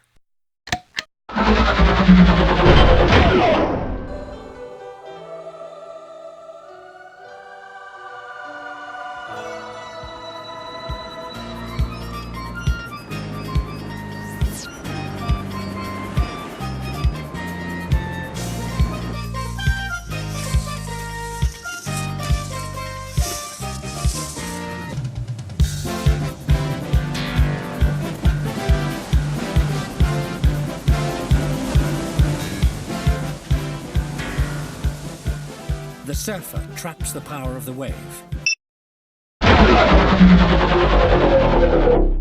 The water, for instance, provides us with some very thrilling ways to enjoy speed. For example, windsurfing was so popular, it made it to the Olympics. Peter Chivers, a 12-year-old English boy, devised the first prototype windsurfer in 1958. World Championships were first held in 1973, and the sport was added to the Olympics in 1984. Radical! Several officially recognized speed records have also been set in the water. Used for thousands of years in the Pacific and Indian Oceans, the name catamaran is derived from the southern Indian word catamaran, which means trees tied together. Built from two long, thin hulls, catamarans are the fastest sailing vessels on the water. In 1990, the Hover Speed Great Britain, the world's biggest catamaran, took away the U.S. record, which had been standing for 38 years. Hover Speed crossed the Atlantic in 3 days, 7 hours, and 54 minutes, reaching speeds of 48 miles per hour. The U.S. Merchant Marine Museum at first refused to give up the Hales Trophy, awarded to the record holder, almost sending the conflict into court. Ultimately, they accepted the win and delivered the trophy across the Atlantic. Hover Speed Great Britain would only hold the record for the Hales Trophy for 8 years, before the record was broken again in 1998.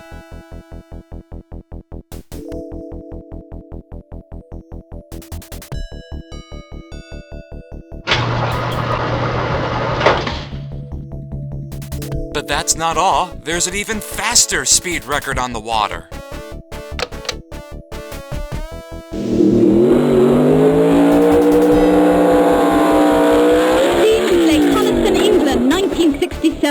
The racing hydroplane was named K7. The voice transmission from Donald Campbell's intercom. 297 miles per hour! He then hit a swell. The boat began to somersault, the hull disintegrating in a rush of water. When the spray subsided and the rescue crew reached the floating debris, Campbell's body was nowhere to be found. The record stood until 1977, when Kenneth Peter Warby set the current speed record on water, 345 miles per hour. That record of 345 miles per hour still stands today.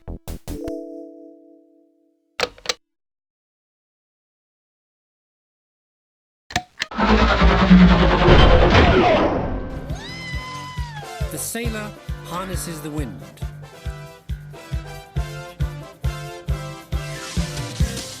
Gravity pulls the skier down the mountain.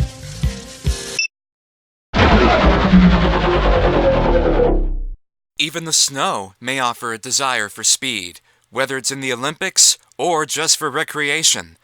Additionally, when there's no snow on the ground, that recreation can expand to skateboards.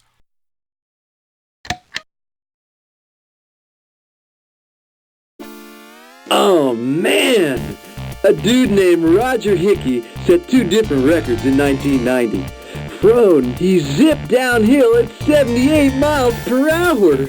But the true record belongs to his most radical standing run, which clocked in at 55 miles per hour. Cool. Now let's see how the world's coldest places offer a desire for world speed records, particularly for the Olympics. The oldest sled was found and raced in Heinola, Finland. It dates back to 6,500 BC.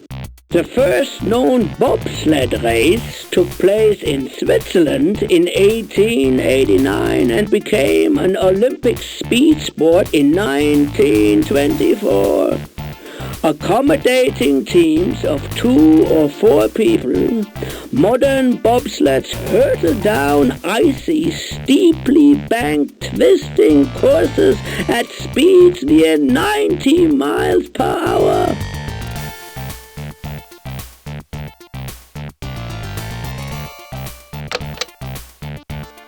The most ancient ski was found in a frozen peat bog near Hoting, Sweden.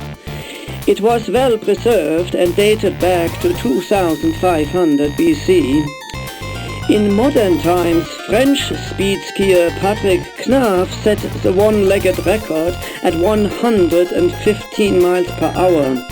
The world record is held by another French skier, Michael Proufe, who slashed downhill at 142 miles per hour.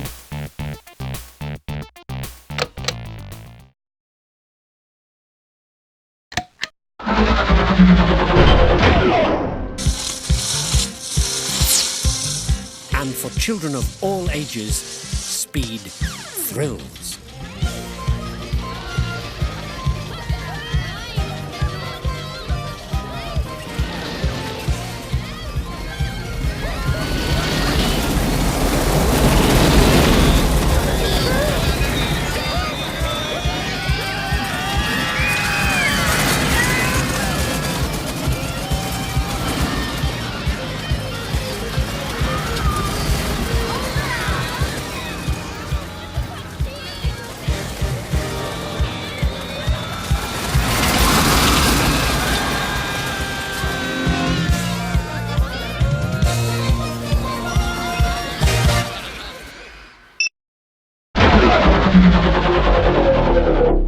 Personally, I am no fan of roller coasters, but many of you, I'm sure, are still willing to know how fast they can slide down the rails.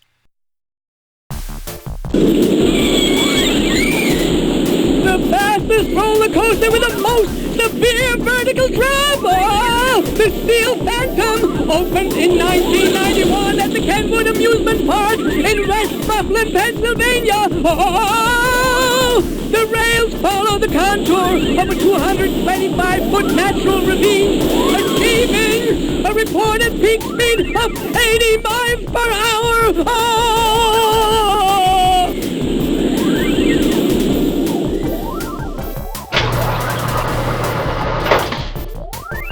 Ladies and gentlemen, here it is. As of today, the world's fastest roller coaster is Formula Rossa, a Ferrari F1 themed ride in Ferrari World Abu Dhabi in the United Arab Emirates. Opened on November 4th, 2010, this roller coaster launches right off the platform towards the first uphill section at its top speed of 149 miles per hour. This is the world's fastest recreational ride.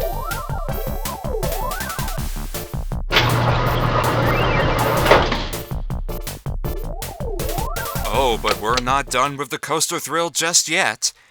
I would like to bid you welcome to the Knowledge Adventure roller coaster.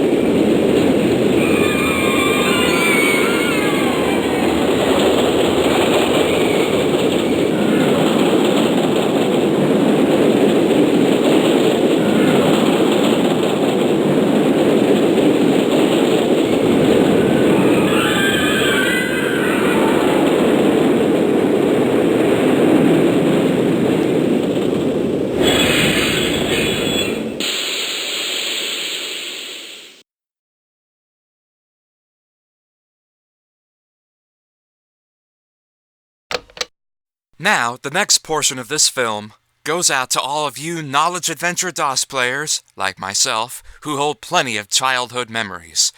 This is the time for those memorable in-game activities that really kept our eyes glued to our big computer screens. For those of you not interested, feel free to skip to the finale. However, for those of you who want to see these games again, don't even think about pressing a button on your video player. I'm gonna go ahead and let the game do the talking. The falcon, the catamaran, the antelope, the alligator. Whose top speed is 48 miles per hour.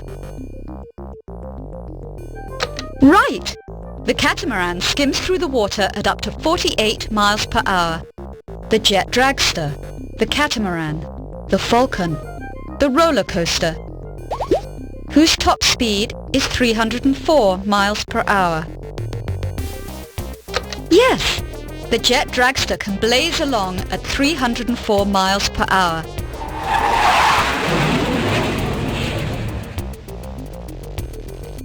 The Concorde, the train, the jumbo jet, the racing car, whose top speed is 602 miles per hour. You're right! The jumbo jet can cruise the skies at 602 miles per hour.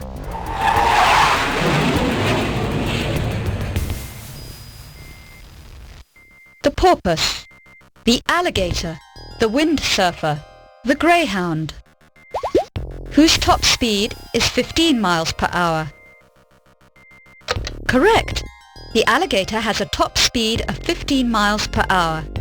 The SR-71A, the jumbo jet, the Concorde, the space shuttle, whose top speed is 1,450 miles per hour. Right again! The supersonic Concorde can reach 1,450 miles per hour.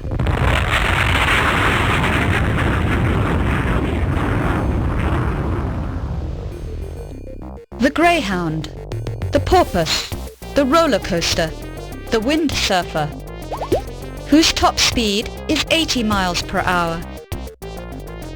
Great! The roller coaster can achieve a peak speed of 80 miles per hour.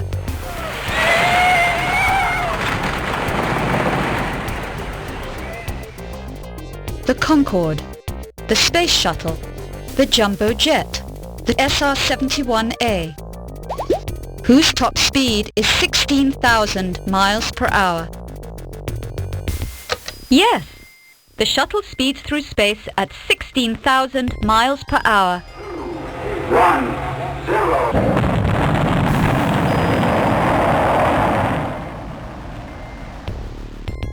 The greyhound, the alligator, the lunar rover, the catamaran, whose top speed is 10 miles per hour. And right again, the lunar rover won't be picking up any speeding tickets at its maximum speed of 10 miles per hour. The racing car, the antelope, the lunar rover, the porpoise, whose top speed is 30 miles per hour. You're right! The porpoise can swim along at up to 30 miles per hour. The roller coaster, the lunar rover, the antelope, the falcon, whose top speed is 175 miles per hour. Yes, it's the falcon who can fly at an astounding 175 miles per hour. The train, the racing car, the roller coaster, the catamaran, whose top speed is 320 miles per hour. Correct! The fastest passenger train can hurtle along at 320 miles per hour.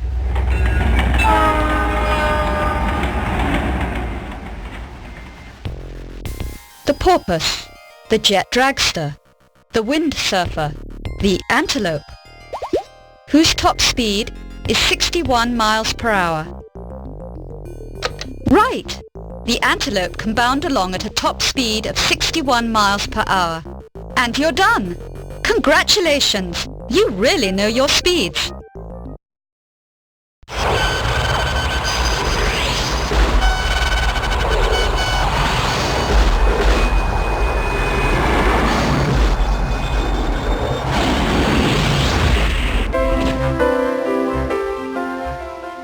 Something I always found weird, when you complete speed matching and just plays the intro again as if you're restarting the program or something. Anyway, it's time for the next activity, a Zoomscape-based game that requires a very fast brain. Shh! Listen up. You're in the halls of speed. Clock's ticking. Time's moving. The object of the game is to learn to read and retain as quickly and efficiently as is humanly possible. Move forward by pushing your mouse. Stop when the writing appears. Read it, learn it, then click your mouse to make it go away.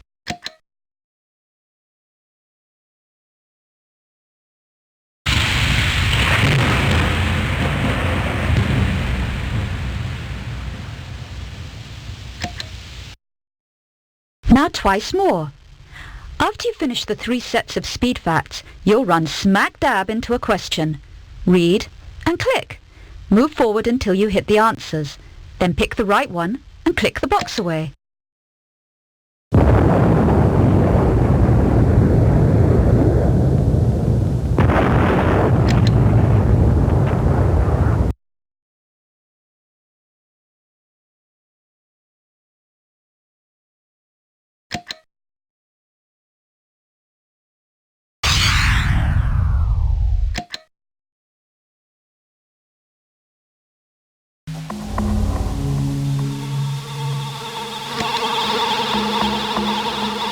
Drive forward into the room of decision. At the left side of the room is the return to movie button, just in case you want to escape. But I'd recommend that you keep blazing forward. Move in so that the letter of the correct answer fills your screen, and click. Speed. It's of the essence.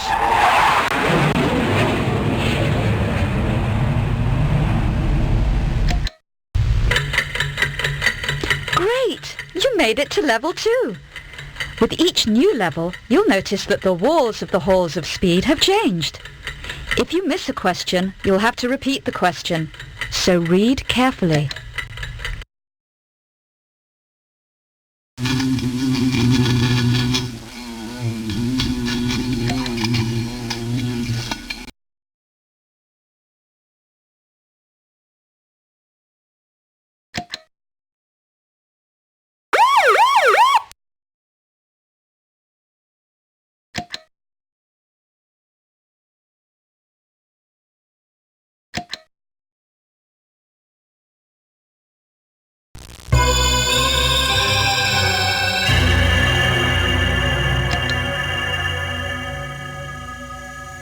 Remember, the return to movie button on the left can get you out.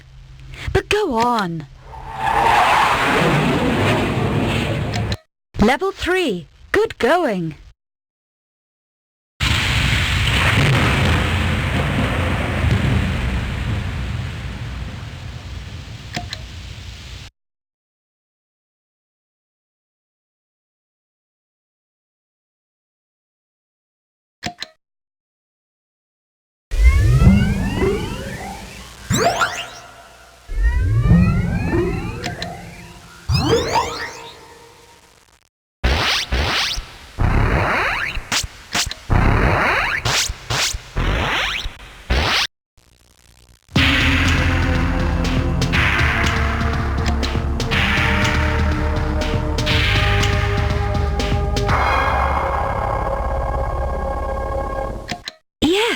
Good work.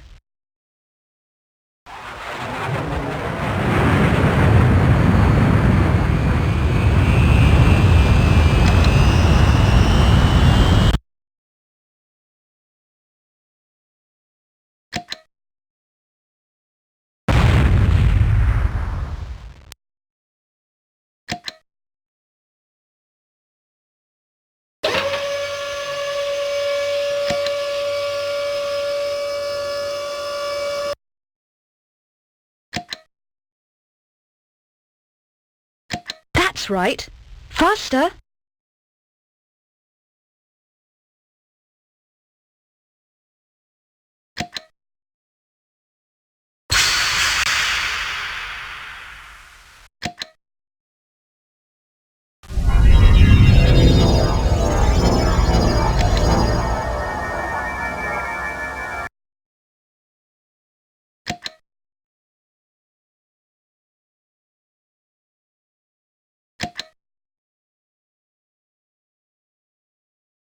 Good work. Keep going.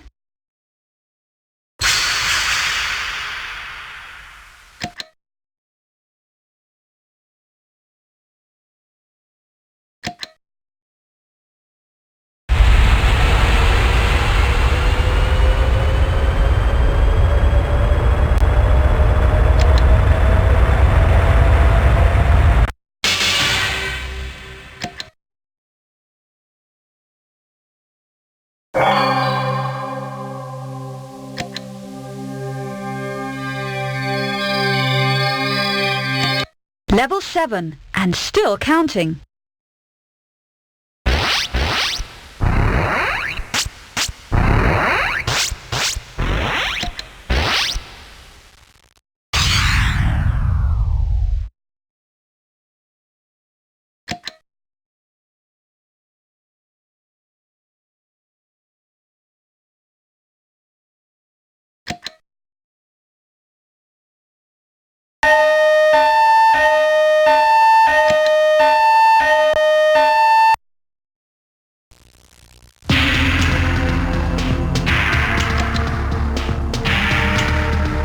Remember, you can return to the movie by clicking on the Return to Movie button.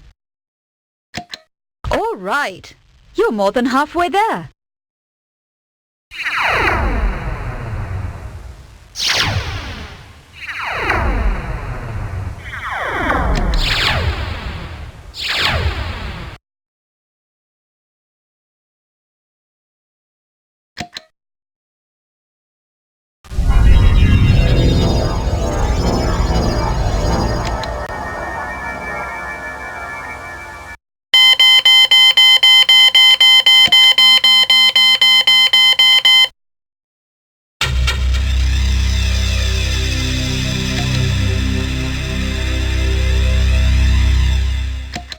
Level 9, Level 9, Level 9, Level 9, Level 9.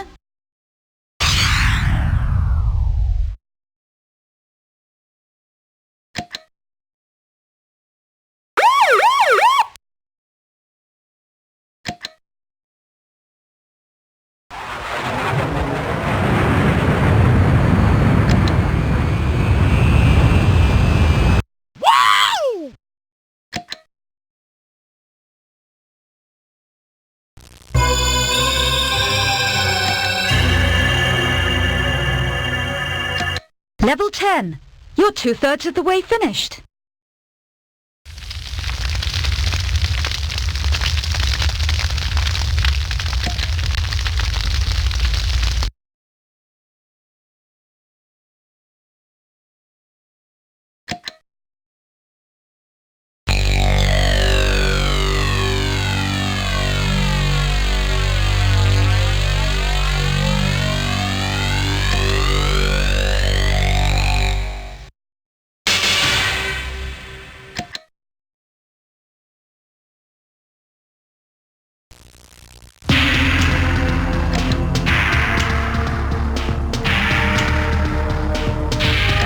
Yes! Yes!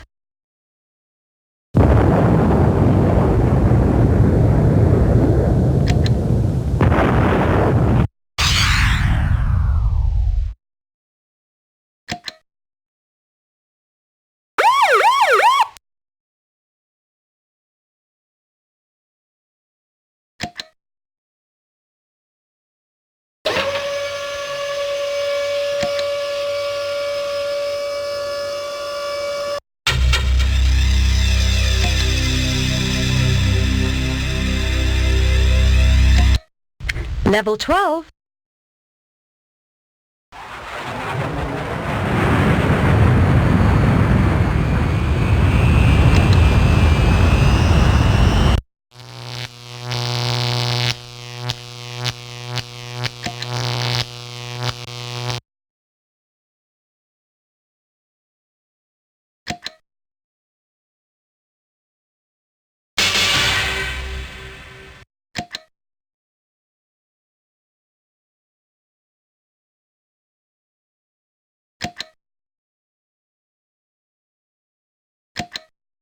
Only 3 more to go.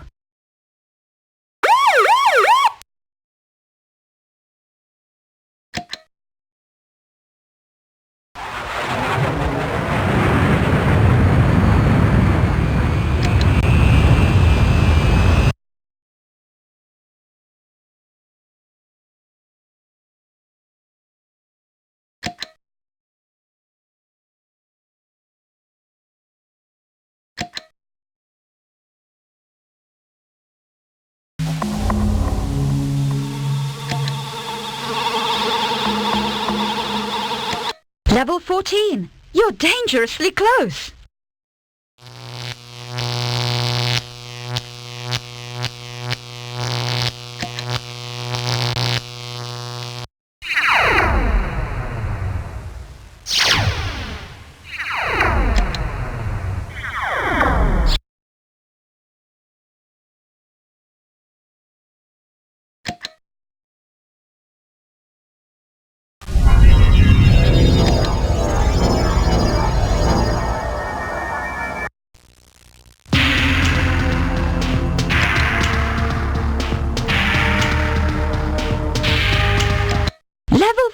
machine.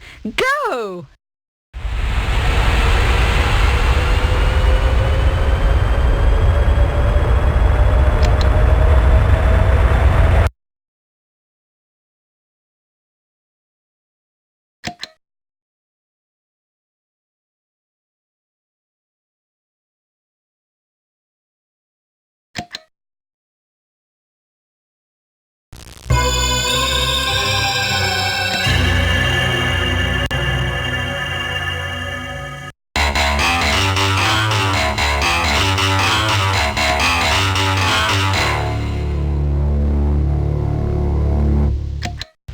Well done! Now take a look at your time. The next time you play the game, try to go faster. Now click on the Return to Movie button.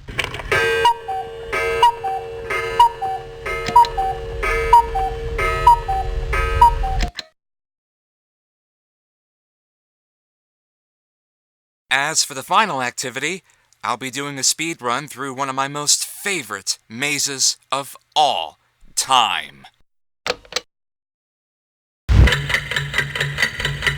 In case you haven't noticed, the clock is ticking. Use your mouse to drive through the maze. When you get to the pairs of animals, mark, set, go with the fastest.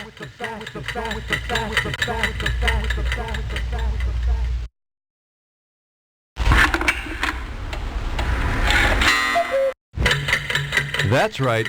Now you've got the hang of it. Good move. Good choice. Keep going. You're doing really well. Pretty fishy that the fish is faster.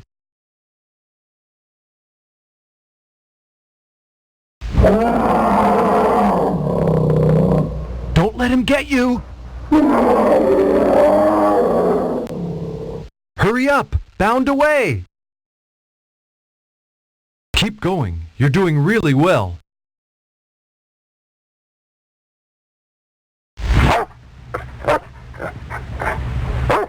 Yikes!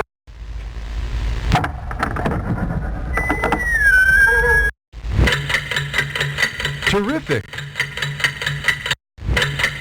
Close one. Keep going. Yes, fly away fast.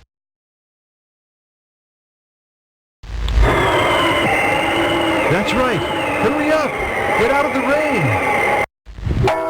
That's great. You made it through part 1.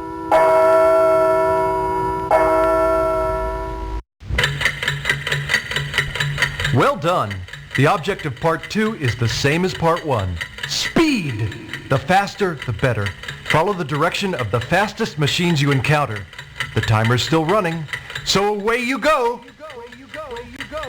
Cool choice. Keep going. Uh-huh. You're moving now.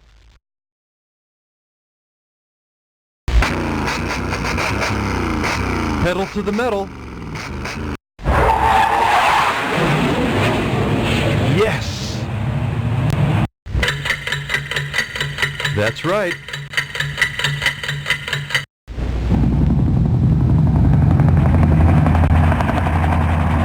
You're doing very well.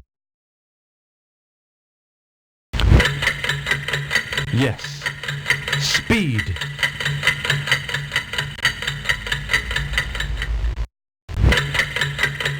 That's right. Solar power. Great. Keep on going.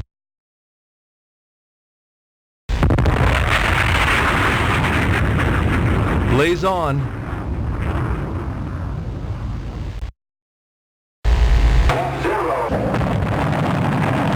Rockets away.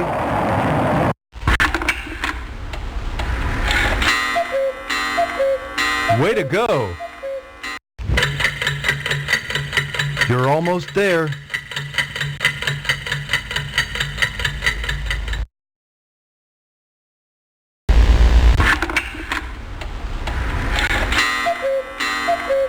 All right, you made it. Well done! Now take a look at your time. The next time you play the game, try to go faster. Now click on the Return to Movie button. And now, this is the moment, the big one. We may have seen many exhilarating speed records already, but there is still one more speed out there that is considered to be the ultimate speed.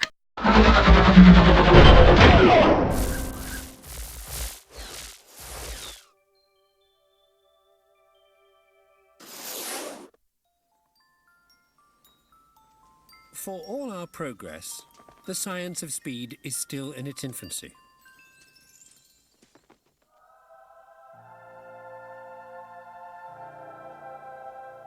We are today only a few steps beyond our distant ancestors.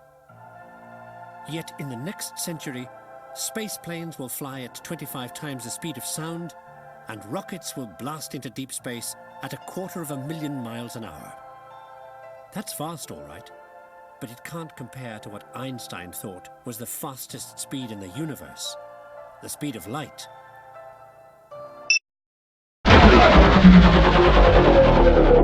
Albert Einstein greatly believed that the speed of light was the ultimate speed of the universe. His famous theory of relativity helped illustrate why he believed so. Light travels so fast that for centuries scientists believed there was no such thing as the speed of light, that light was instant. In 1676, Olaus Römer, a Danish astronomer, demonstrated that light took time to travel, but had no instrument with which to attempt a measurement. Albert Einstein's theory of relativity helps explain many of the properties and behaviors of light. The theory surmises that time and distance may change as an object approaches the speed of light. Length of the object shrinks, and the perception of time takes longer from the perspective of a stationary observer. This theory is the origination of the concept often used in science fiction films that surpassing the speed of light might actually make a person younger. Until some of us travel at 670 million miles per hour, we'll never know. And we probably never will. There is virtually no way in the universe that a person could travel beyond the speed of light. Nevertheless, the question remains, how fast will humans be able to travel during the 21st century? It could take years to answer that question, which is what I shall now leave you with. I hope that you've enjoyed these last 2 hours of exploring the history of mankind's quest for speed. As I leave you to enjoy this timeless finale, I greatly encourage mankind to continue our progress on the science of speed. And maybe one day we will see new speed records beyond anything our generation could have imagined. Until then, we can only picture it in our imagination. And so, ladies and gentlemen, this is DiddyKF1 saying good night, speed demons, and I will see you next time.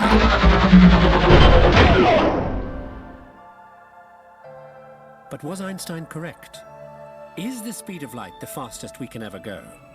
Or, as some scientists now think, is it possible that the only real speed limits in the universe are the limits we place on our own imagination?